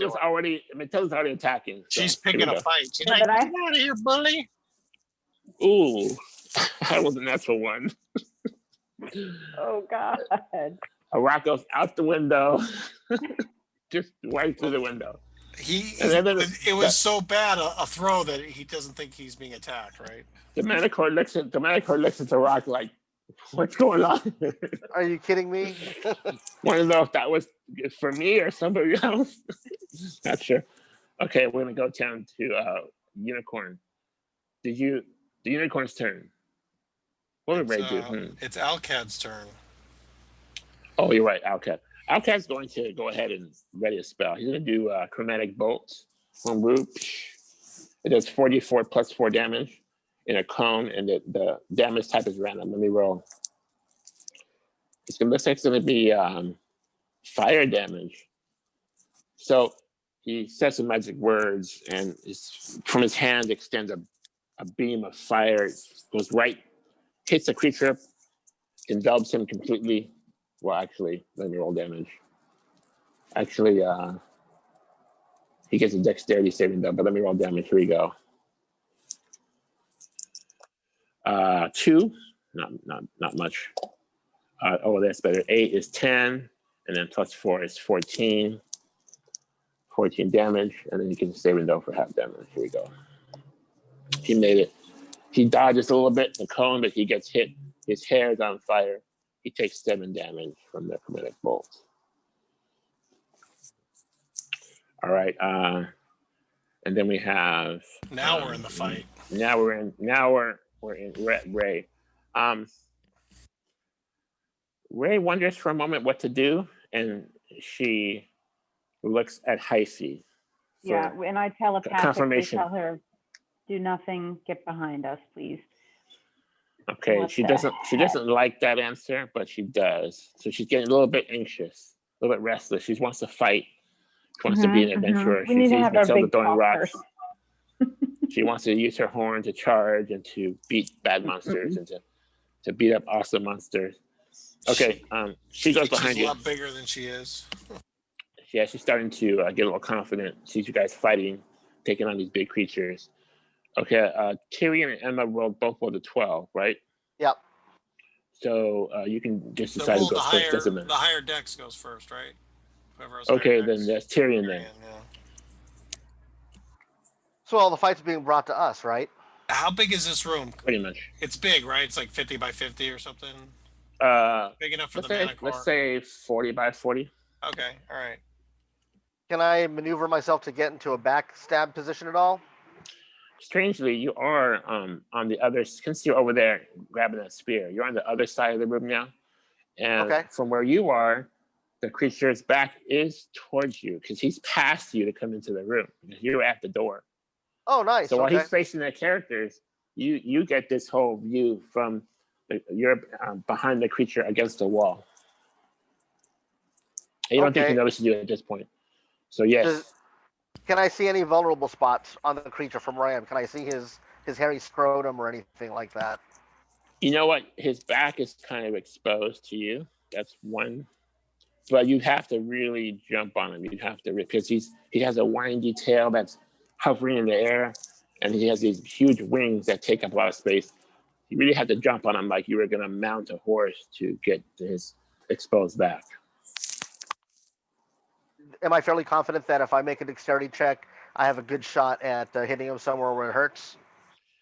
You're confident that if you hit his armor class with advantage, you'll do good. You don't got to make a dexterity check.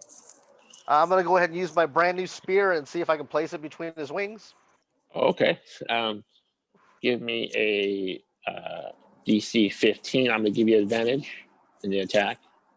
To hit total, you need a 15. You got the spear. I'm going to say you're proficient in the spear. It's a rogue weapon. Short spear. We're going to give you +6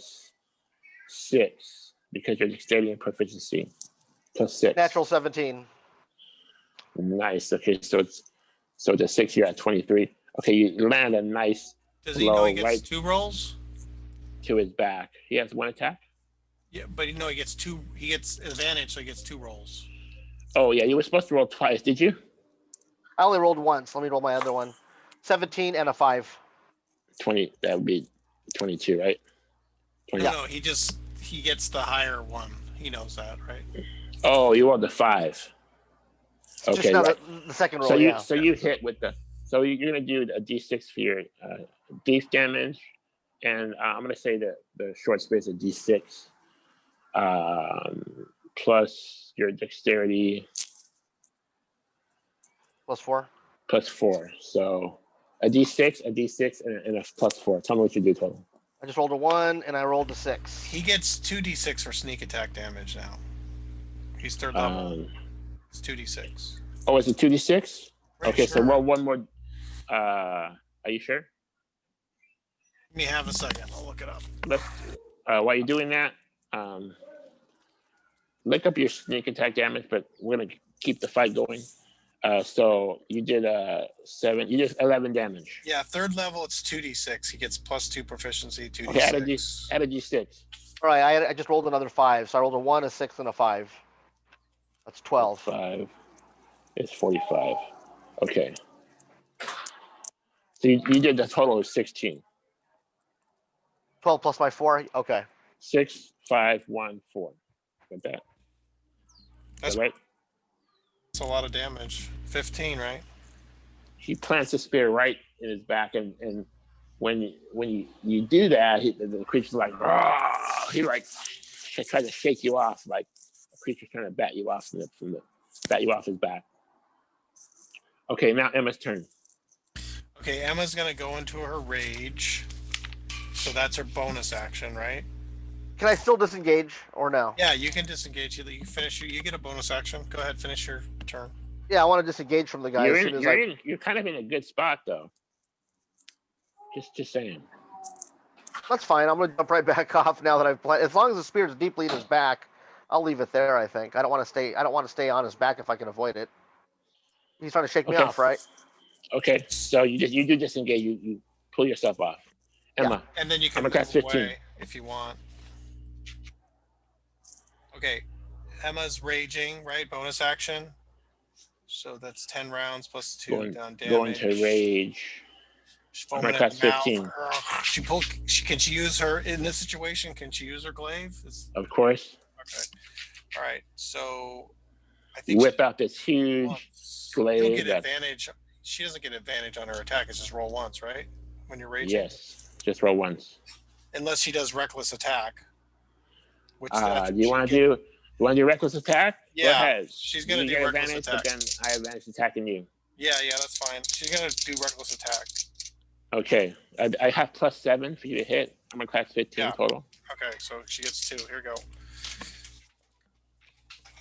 A 6 and 1. Fucking perfect.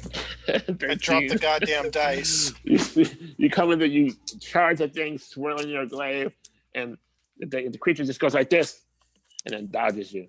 Okay. Okay. So then that's going Emma's to Hyphy is next, and then Hyphy. Twigs. Lucky for Hyphy. All right.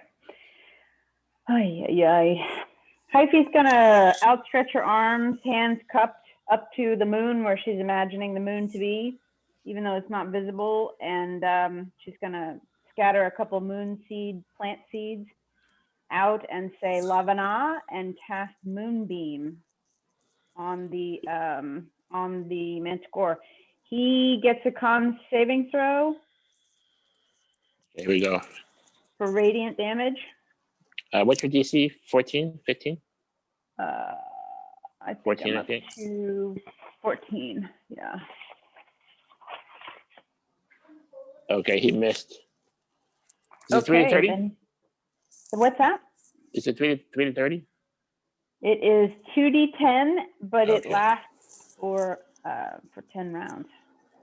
If I can keep concentration.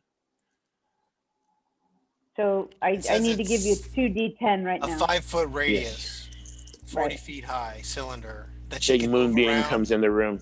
Yeah, Give me 2d10. damage. 2d10. Yep.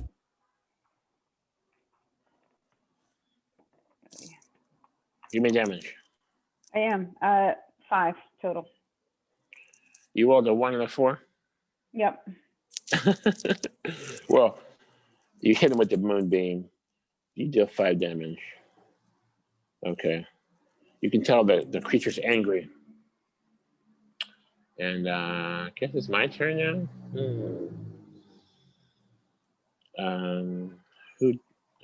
Twigs is last. Okay, I'm gonna get a turn. I'm gonna shoot my spikes.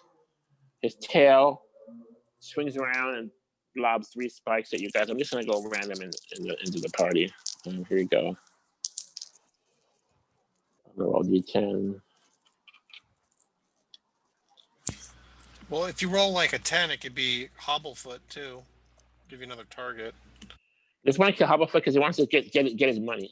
So he's attacking you guys. Okay, 8. Matilda. Ooh. 1 hyphy. And 2 spikes go for Matilda. And 1 goes for hyphy. Here we go. Matilda have armor class of 15. I get +6. Here we go. Okay, 1 hit. Damage. 9 damage. Oof. Matilda gets stabbed with a. It looks like a maybe like a spike right in her shoulder. She's down to 2 hit points. She's like, "Ow, mommy!" And then hyphy, your armor class is 14. Here we go.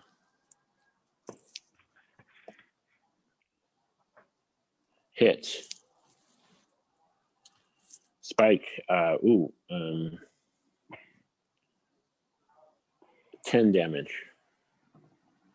Spike hits you in the leg. Okay, now Twigs is up. Okay, Twigs. Oh, we're in trouble. Twigs, I guess, is going to. His action is to change into a brown bear, and to move closer. I can't attack this at the same turn, right? Because it's my action to change. Right. Okay. Okay, you become a brown bear. Okay. Did you get your stats for that guy yet? Yeah, I did my stats. Yeah, I have it. Okay, the good. Last time. Just Brown tell me bear, his 34 hit armor points. class. AC is 11. Okay, great. Okay, back to the top. I'm Al-Kad. Al-Kad's going to shoot a magic missile. Cast the arcane words. 3 missiles fly from his fingers right at the creature. 2 and 5 is 7. And 2, 9 damage. 9 damage. And I think that's going to bloody the creature. He's bleeding profusely. And then we get Matilda. Matilda is going to throw another rock, and she kisses the rock first, and she just like holds it back and tosses it right at the creature. Here we go. I'm gonna class 15 at +5. Miss. Bounces off his fluffy hair. And now we have Race hiding. We're gonna do Tyrian. You're up. And then Emma. Am I still in a position to continue attacking from the back? I can say you can repeat that same attack. Go Okay. ahead. Armor class 15. Get +6. You roll Advantage. twice. 2d20. 17 and a 12. Okay, So give me you hit. Give me damage. You're gonna get a 2d6 for sneak damage, a d6 for the spear +4, right? So I rolled 2 natural 6s. Nice. 12 plus 4. That's 16. And then another 2. 18. Yes. Nice. Where do you hit it? Right in the back, between the wings again, still, if I can help it. Stab him right there where it counts. Okay, we're down to Emma.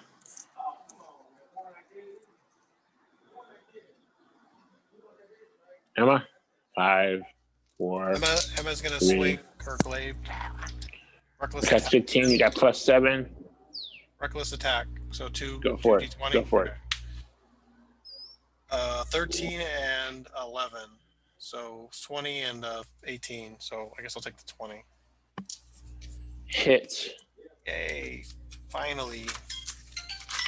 You get to use that glaive. 3 and a 3 plus 4. Yes. 7. Yes. 7. Now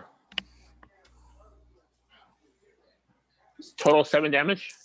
Yeah, total 7 damage. Yeah, it's pretty pathetic. The thief is. But you carved a deep wounding attack, haven't you? Well, if I hit by 5 or more, right? Don't I do wounding damage? Or is that next turn? Yes, but that's next turn. But you wounded him. Okay. So where do you slice him, by the way? She's gonna slice him right across the neck. All right. So you dig deep with your glaive, and it breaks his hair to his armor, and it gives you like a rah, it's just fighting with you. It's just blood dripping on the ground. He's getting really beat up bad, but he's still hanging on. And then he's going to attack. I think he's going to try to get away. He's getting second thoughts now. He's going to beat his wings frantically, and I'm going to try to push you away with my wings. You have to make a dexterity saving throw, DC 15. That's Emma has to do that? Yeah. Okay. And all right, here goes 14. Do you have any dex bonus? Well, she gets advantage on dexterity saving throws. Plus 1, that? 15, because it says she has danger sense, advantage on dex saving throw when you're raging. Oh, that's the power of a barbarian. Barbarian, yeah. So should I roll another dice? No, but you don't get affected by the wings. He flies up. He flies straight up, and attempts to break through the roof. Oh, if he's disengaging, doesn't Twigs get a bear attack? Attacks I'm of gonna opportunity, allow just the people close to get a which is Tyrian and Emma to get an attack on him as he's flying away. Okay. What about me and my moonbeam, moving my moonbeam to follow him? No. Because I'm next, and that's my action. No. But let's give Tyrian and Emma. Okay. Let's resolve that first. All right. I'm gonna say Tyrian. Two more or just one? He's trying to fly to the roof and try to get away. Is there any way I have a chance of maybe putting a spear through his wings to stop him from flying? Yes. Give me an attack roll. I'm a class 15. Yeah, maybe like clip his wing to his body, I guess. I rolled a natural 15. Hit. Give me damage. We're back to D6, right? Yeah. I rolled a 2. Plus. You're doing a spear. You're doing a spear attack. Yeah, short spear. I'm gonna say. So you get to do your sneak damage. Okay. Again, so give me total should be total 3d6. There we go. So 2 plus 2 plus 2. 3 2s in a row. 6. That's 410. So it made a desperate attempt to fly away, but it didn't really think it through. And you lobbed your spear one last time. When you hit it this time? What was that? Explain to us how you kill it. Oh, stabbing it through the heart from the back, through the wing with my spear. Ooh, Nice. Delicious. And then blood just pours all over the ground and it just falls down, slops over. It was trying to grab the ceiling, and its claws finally release after you stab it, and it falls, lumps on the floor. And then at the last thing it says is, "You owe me." And then he just dies, a heaping mess of blood and animal. Yeah, I think our problems just got worse. Material components for Al-Kad. Yep. We'll get some of that Manticore blood for sure. Not sure about the teeth. Manticore blood. Okay. We're gonna end here. Final actions, final thoughts. We'll loot the corpse. The corpse. Yeah. You get a leather loop. See if everybody's. I'll tell you what that is later. A leather loop. Does it?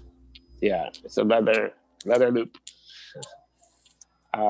Manticore blood, do that. Anybody else? Al-Kad takes a mason jar, gets some Manticore blood, takes some spikes, Manticore spikes. Spikes, yep, from the tail, a couple claws if that's not too hard. And then you look at Matilda, and she's just leading in her white dress. a big spike. Oh my Blood's goodness. coming down. Twigs She's like, can touch her and cure and it's her like, should I wounds. do something about this or just leave it like that? Oh, we got Twigs it. will cure her wounds. Okay, give me a healing, Twigs. First level 5 plus. Doesn't he add? 5 his- damage. Okay. No. Do you add your modifier to healing? It's I a don't think D8, so. right? Do you? You said I 5. have it written down. Yeah, 5 cure wounds. Yeah, plus 4. It's your wisdom bonus, so plus 5. Okay, So she's full. so she's 10. Yeah. Yeah, so she's 11 again. Okay, so she's back to full. So So at least she Twigs pulls did out the something. spike and it heals, and she goes, that's much better. And she goes, and then Matilda goes, Hyphy, did I kill? She goes, Hyphy, did I kill it? She's all excited. Yeah, good job. You killed it. Fantastic job, Matilda. And I turned to Tyrian and I say the same thing. In And the he heat of was the battle, welfare, she and I didn't realize nod that she to him. missed with her rock, but she was happy to That's fight. okay. Go ahead. I'm sorry. I didn't mean to interrupt you. No, I praised her for her part, and I turned to Tyrian and nod in his direction, and I say, and thank you to you. You did a great job for us. Yeah, Thank you you. mopped the floor with it. Yeah. Okay, and Hobble Foot just says briefly, I got some explaining to do. Give me a second. Let me gather my thoughts. And he's scratching his head. And we're going to end there. Thank you, guys. Thank All you. right, thank you. See you later. Bye. Yep.